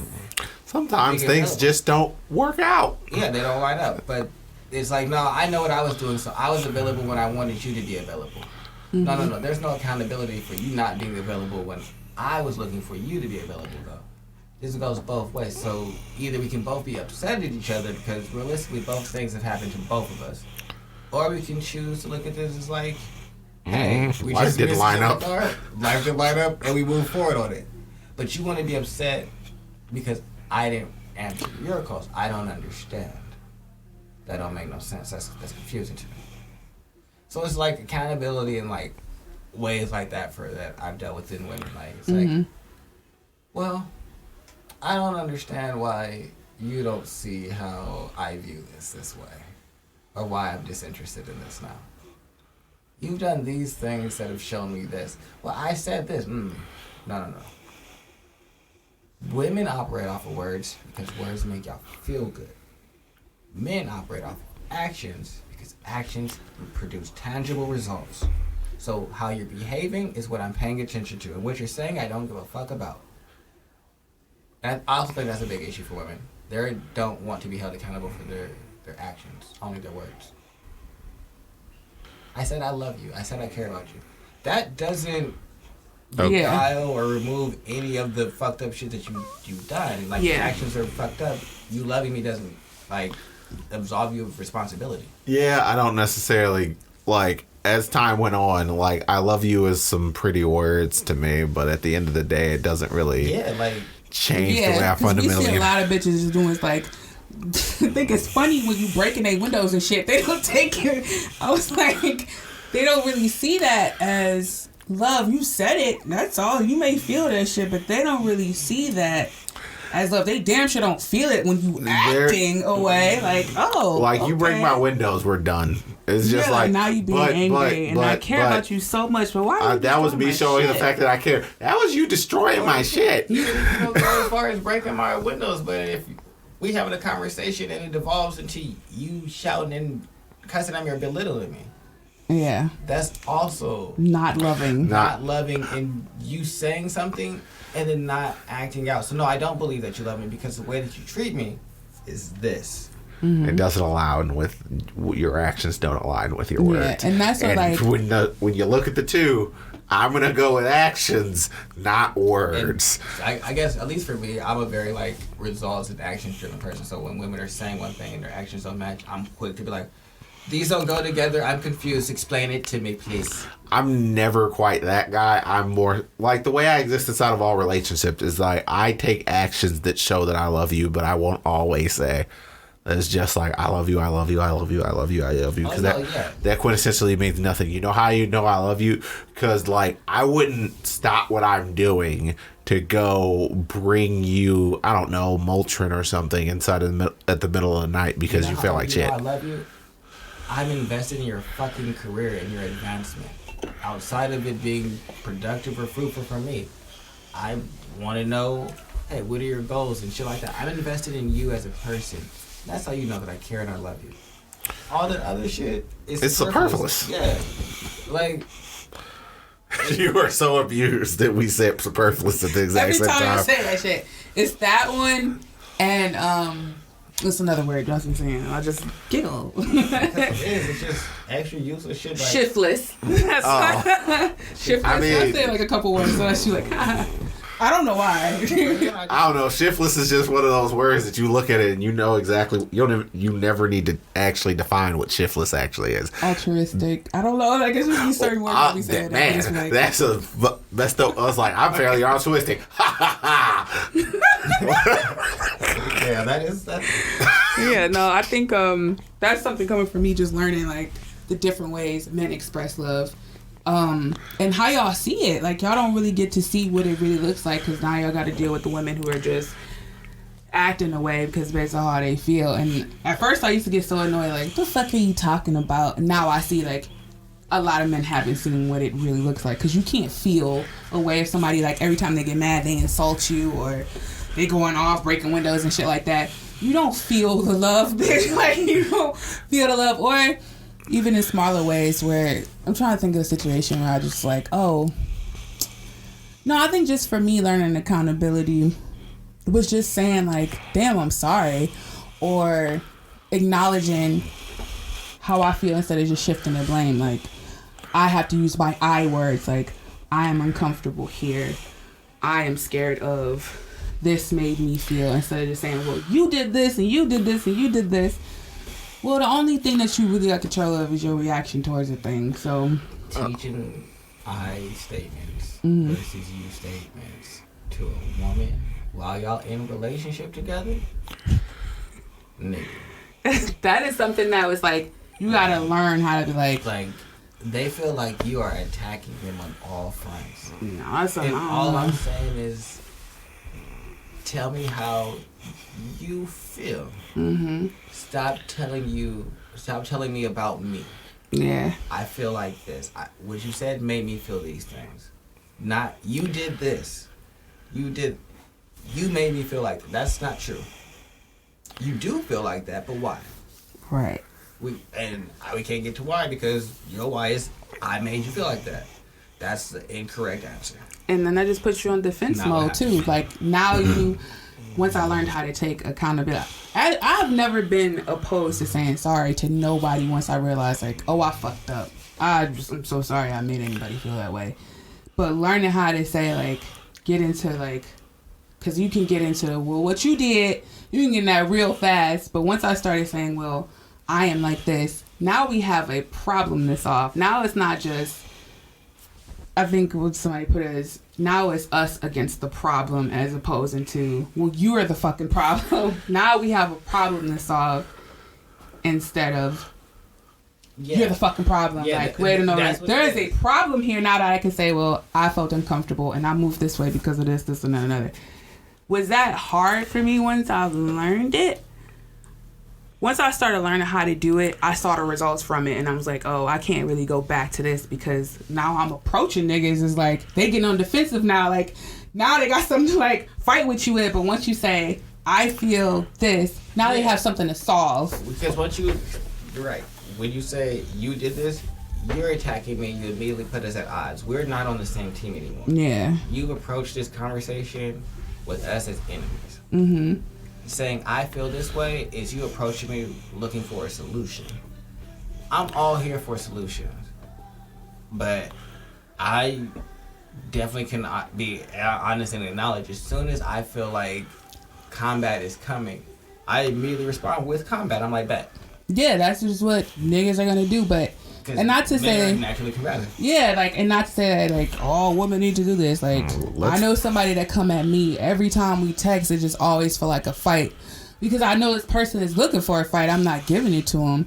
So that's just how they communicate. And since I learned how to communicate in a better way, I don't give him the fight that he's looking for anymore. I'm just like, well, this way happened, and I gave you something, and I'm just using my I words. Well, here's what you need to do, and I'm like, I don't feel comfortable with this, so I'm not moving forward, or I said what I had to say.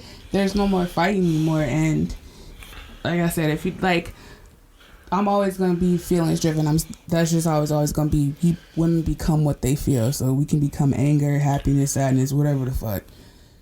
But also putting that in its proper place and just saying like, okay, and it's not always like this perfect ass utopia with me or anything like that, but now I've learned a better way to be, because like now, like the next relationship I get into, like my intention is to move like with love for the most part. Like everything I do and how I move is with love, and I know like talking to a nigga greasy or just the love that I have for myself and that I cultivated, how would I talk to me, and that's how I approach other people now. Like I'm not talking down on you because I don't talk down on myself. I got a question for Charles. Have you experienced that women will say the most crazy, outrageous, low blow shit to you, but if you say anything that is slightly of a chin check or a gut punch, they act like you hit them with the lowest of blows? Yeah, I mean that's generally how most arguments go, because why do women feel so comfortable going to a level, going for the jugular? Well, they think it's a jugular, but realistically, if you're going to be here, it's something that you can't take back, and I'm always going to remember. So that's what you did. What you did is create a mark on this relationship. Is it weird that I don't never really allow too many marks on a relationship? It's just like, I'm done with this. What do you mean? We're arguing. That's my problem, is that we're arguing. We're not really having a conversation about this. The problem with arguments is things don't normally get solved at all. And so if you go on, and I don't know if you as women, but just that's why I want to ask Charles, because like I know I've experienced like women that just say like something that's just sweep the leg, wildly out of pocket, and it's just like if what does that have to do with anything? it's not even if what does that just like if I said something like this to you, I would break your whole little fucking world, and the shit I would say could be true, and you would feel so hurt and upset about it. It's wildly interesting to me how comfortable women are with just throwing things out like that. And I don't know if it's because you guys don't have a separation of like emotion and like thought, and it just is how you feel, and that translates to like I'm hurt, I want to hurt, or what that is. But that shit is wild to me. It's just like, what are you saying? What does my mother have anything to do with this conversation? Like, why'd you drag her into this? Yeah, it's like they'll attack your mom, they'll attack your like career, whatever. The amount of money that you make, anything that they feel like is an insecurity. Yeah, anything that you share with them because you view them as a person that you could be safe with is something they now use as a weapon. And that's also a reason why men don't share shit with women. Men are very particular and like, oh, you're cold and you don't share and I don't know shit about you. Yeah, because the women that I share shit with use that shit to try and hurt me. It's just like... So no, I don't go around sharing shit with women because one, the world taught me in the beginning, don't go around sharing shit.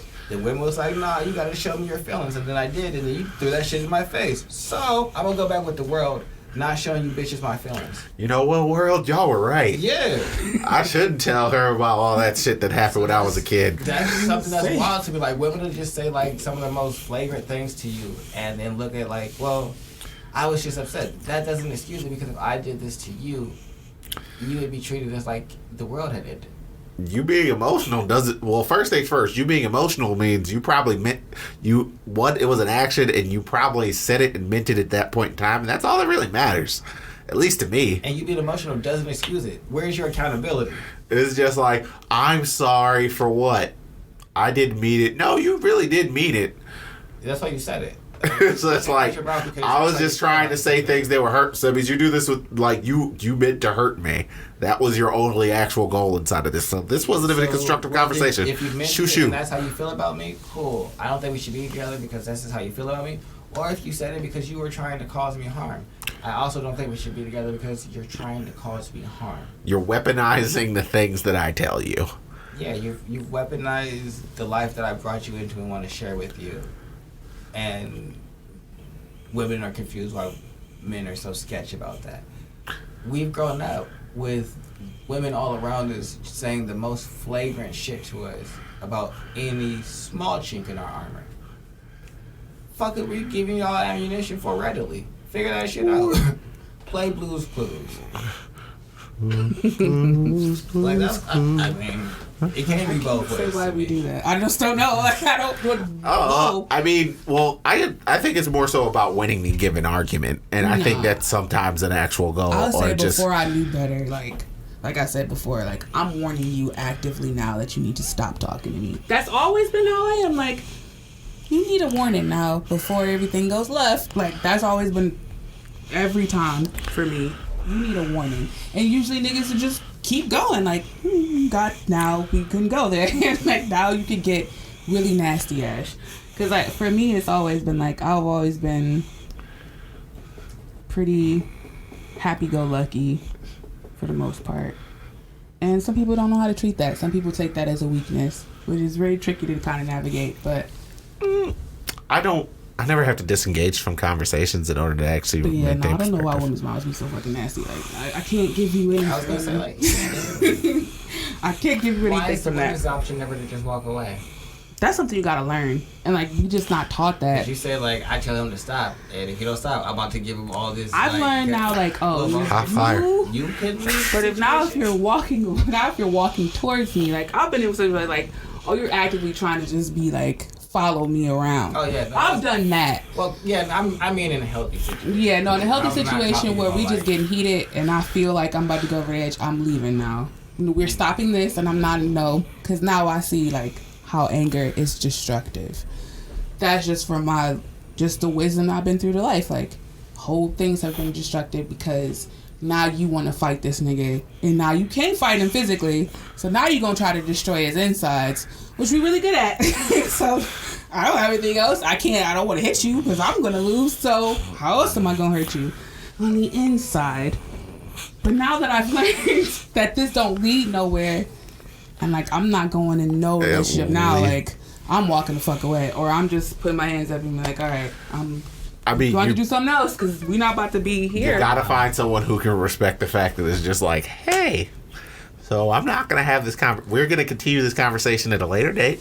Yeah, like it's not done. I'm not dismissing you, but right now we both angry. It's not gonna be effective. Yeah, it's not gonna get fixed right now. I had to learn how to do that too. Like, I know this thoroughly well. What Ashley's not gonna do is we're not about to destroy shit right now. You win if that's what you need right now, but you can also talk about it later about what I did that hurt you and what you did, whatever the fuck. But right now, it's not happening.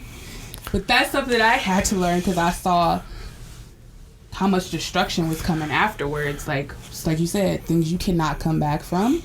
There's things that said that you just not about to get over. I remember when you said that one time, and I don't even know how I look at you the same after that, but no, that's a lesson you gotta learn. You have to really be like committed to I'm going for peace, and I know it brings me peace, and that's learning to do better. Yeah, no, most people are not going for peace. You're not so for peace. You're pressing for war. I think that people don't go for peace because people haven't been taught how to argue.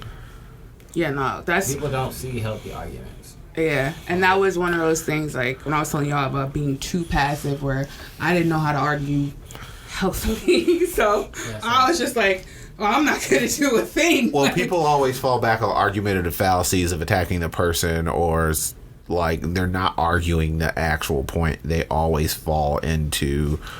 I will say, though, if you hit me with a low blow, Tony is prone to just throw one right back. All right, we're going here.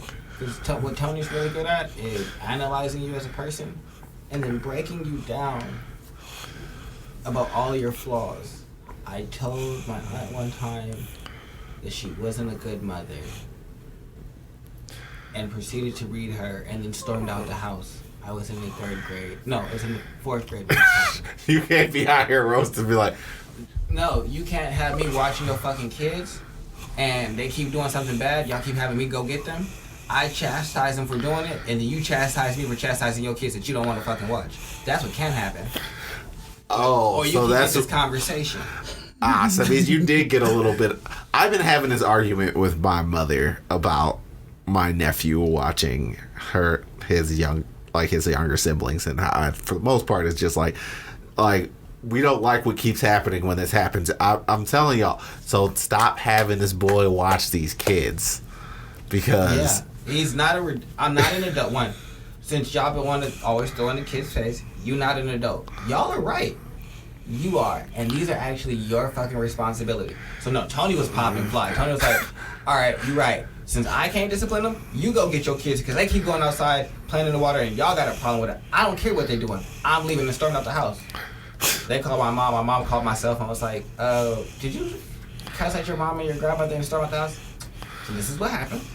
And I'm going to Caesar's house. Alright, I'll be home at this time. Alright, I'll see you when we get home. No, Tony has been very good at, like, if I need to go there and tell you about yourself, I will. And especially when I'm in an argument, and once you hurt my feelings, so this is what you want to do? You want to hurt my... And because I guess now I view it as purposeful. Before, I was willing to be like, no, women don't know what they're doing. And now I'm like, No. What you did was take information I gave you and you tried to hurt me with it. Bet. I can play this game as well, and I guarantee I'm a lot less emotional at you. At a point, I'm going to just get real logical and real cold and calculated with this. I'm going to just start hitting gut punch after gut punch and not feel away. And there's also... Now I don't care about you. I don't care about you, and I just want to hurt you. And if they don't get the visceral reaction from you, it's also not as effective. Yeah, now you are a target to just be destroyed. And so I don't like having to go to that place either. And so I think it's valuable to be able to say, hey, let's have a conversation. Let's problem together. Hey, can you say, I feel like this? I don't want to be your enemy. Every time you talk to me, I feel like I'm the enemy. Mm-hmm. Or I'm always the problem. This is not the best way to go. If you don't like me, don't date. if I'm always the problem. Because that's what that sounds like. If I'm always the problem, then you don't like me. If you don't like me, you shouldn't date me. Right. But you still here, so I can't be the problem for real. So what is the problem? What am I doing that makes you upset? How I feel this way when you do that. Okay. Well, this is why I do that. Why does it make you feel this way? I feel this way because of these things. Maybe something in my past. Maybe something that it makes me think about you. And maybe we can explain and like fix this situation. But until you tell me why you feel the way, now I'm always the enemy. Then nah. Yeah, no, you just gonna be getting with fight. I've been there. It's not like actually speaking from a place of thinking about what I read in the book. Like, oh, I see these things work, and now I can see like what I've learned from how men operate from a book, and how I can see how my friends operate, how my fathers and any other men in my life operate. Like, oh, wait a minute, if I say something's wrong, they usually are taskmasters, and if they care enough about you, they will try and fix it. But you have to get into your space and say, because like I said, he can do an action, but how did you react to this? That's what you're in control of. Your reaction to his action. Because at the end of the day, it's not personal. He only did it because he did it. Like, or whatever. I mean, maybe it was personal. I don't know. But you got to be able to critically analyze what's actually going on. Yeah, and that takes like a level of just being like, well, let me stand Detach yourself from the situation. Let me stand back and see, well, how can I, instead of just going off the cuff or whatever this is, you're not going to win all those battles, but you can win most of them. And even then, like, say if you do say something say something that might hurt your partner, or you did something that might hurt him. I'm always looking for, like, a nigga that's just trying to make it right. You know, if you come at him like, hey, this is what happened and things like that. Like, what's important for me is watching a man, if there's a problem, does he make those problems right? And that's super important. Like, if you just got a nigga that just did things and then just wasn't fixing anything, then you're going to have long-term problems, which I've seen personally. But going out through life now, just seeing, like, how these men approach problems in life is super important to me. And now I see, like, oh, he had a problem and he solved it pretty effectively. It's something that's pretty... And then that's how you know, like, oh, if I come at you with a problem to solve, then he's going to try to make it right. Because that's just who he is, regardless of how he may feel about you. Generally, he just is a good problem solver. Okay. I could agree with that. I think that if you give us actual problems to work on, that's what men are good at. But if you just come to us with, like, issues... Raw emotions and nothing... nothing. No substance, we usually treat you as like, all right, so you're the obstacle. How do we solve you? And then that's when women are like, well, you're not doing any of the things that I need you to do. No, I'm trying to do the things to make you stop complaining. I'm not trying to do any of the things to address your issues. I'm trying to alleviate the after effect. Yeah. It's not even an effect. You're It's not just even addressing what the root of the issue is. And so all I can do is address your hostility. So all I'm trying to do is placate you and make you not be hostile anymore. I'm dealing with the results. I don't know what the cause is. If I could figure out the root cause, do you think I wouldn't just deal with the root cause? Yeah. But I don't like being yelled at. If y'all look at it as like, well, if I'm with this woman and she got to be a reflection of me, that means there's something, like, how would you talk to you? You know what I mean?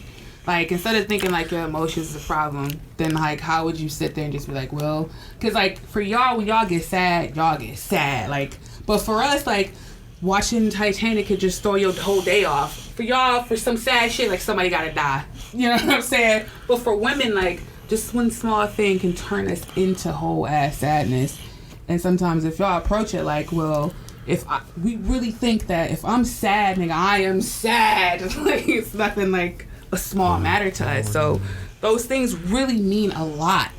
And I think if y'all start approaching it as well, my woman is an inner reflection of how I treat myself on the inside, my emotions on the inside. Would you just be like, oh, I have to fix it now? Because if you suppress it, trying to fix everything, it's going to come back up later. I wouldn't look at it as suppressing it, but yeah, I'm trying to fix it now. Well, how can you fix sadness? You know what I mean? The way that I treat me being sad, I give myself 24 hours to just be by myself and be alone. And just feel away. Or if you angry, play the sad playlist. And who made me angry? Well, remember, anger is a side effect of being hurt. So who hurt you? Well, that person's gonna feel the anger. Okay. It's not gonna make it this long. Yeah, no, they're gonna feel the anger, generally. But yeah, no, like, I guess the way that I treat myself, like I said, so for me, I treat sadness with distance. I don't know if it's always the best for women though. Mm-hmm. Because they're like, I was like, oh, I thought you needed some space. If I'm sad and I'm upset about something that's not anybody's particular fault, it's just some shit going on that I gotta deal with. I kind of like a little space to just like think on things, feel how I'm feeling, be upset about it, and then let me come back. So that's how I deal with women. I give them space. But if you come to me and you're sad and your sadness is translated in hostility, I'm not gonna know you're sad. Nah, that's just.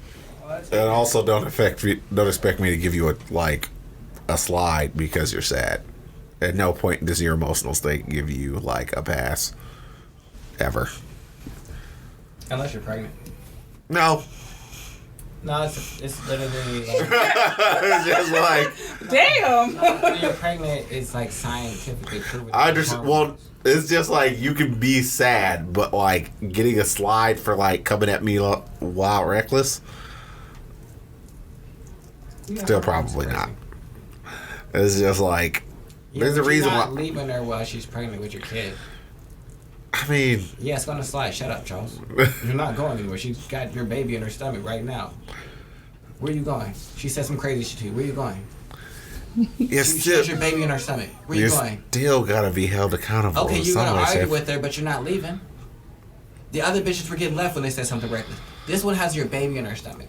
Where are you going, Charles? You still gotta be held accountable in some way, shape, or form. What you in here is sorry. You want. All I know is Charles forgiveness. Charles not leaving his wife that's carrying his child because she now is out of her mind and said some reckless shit.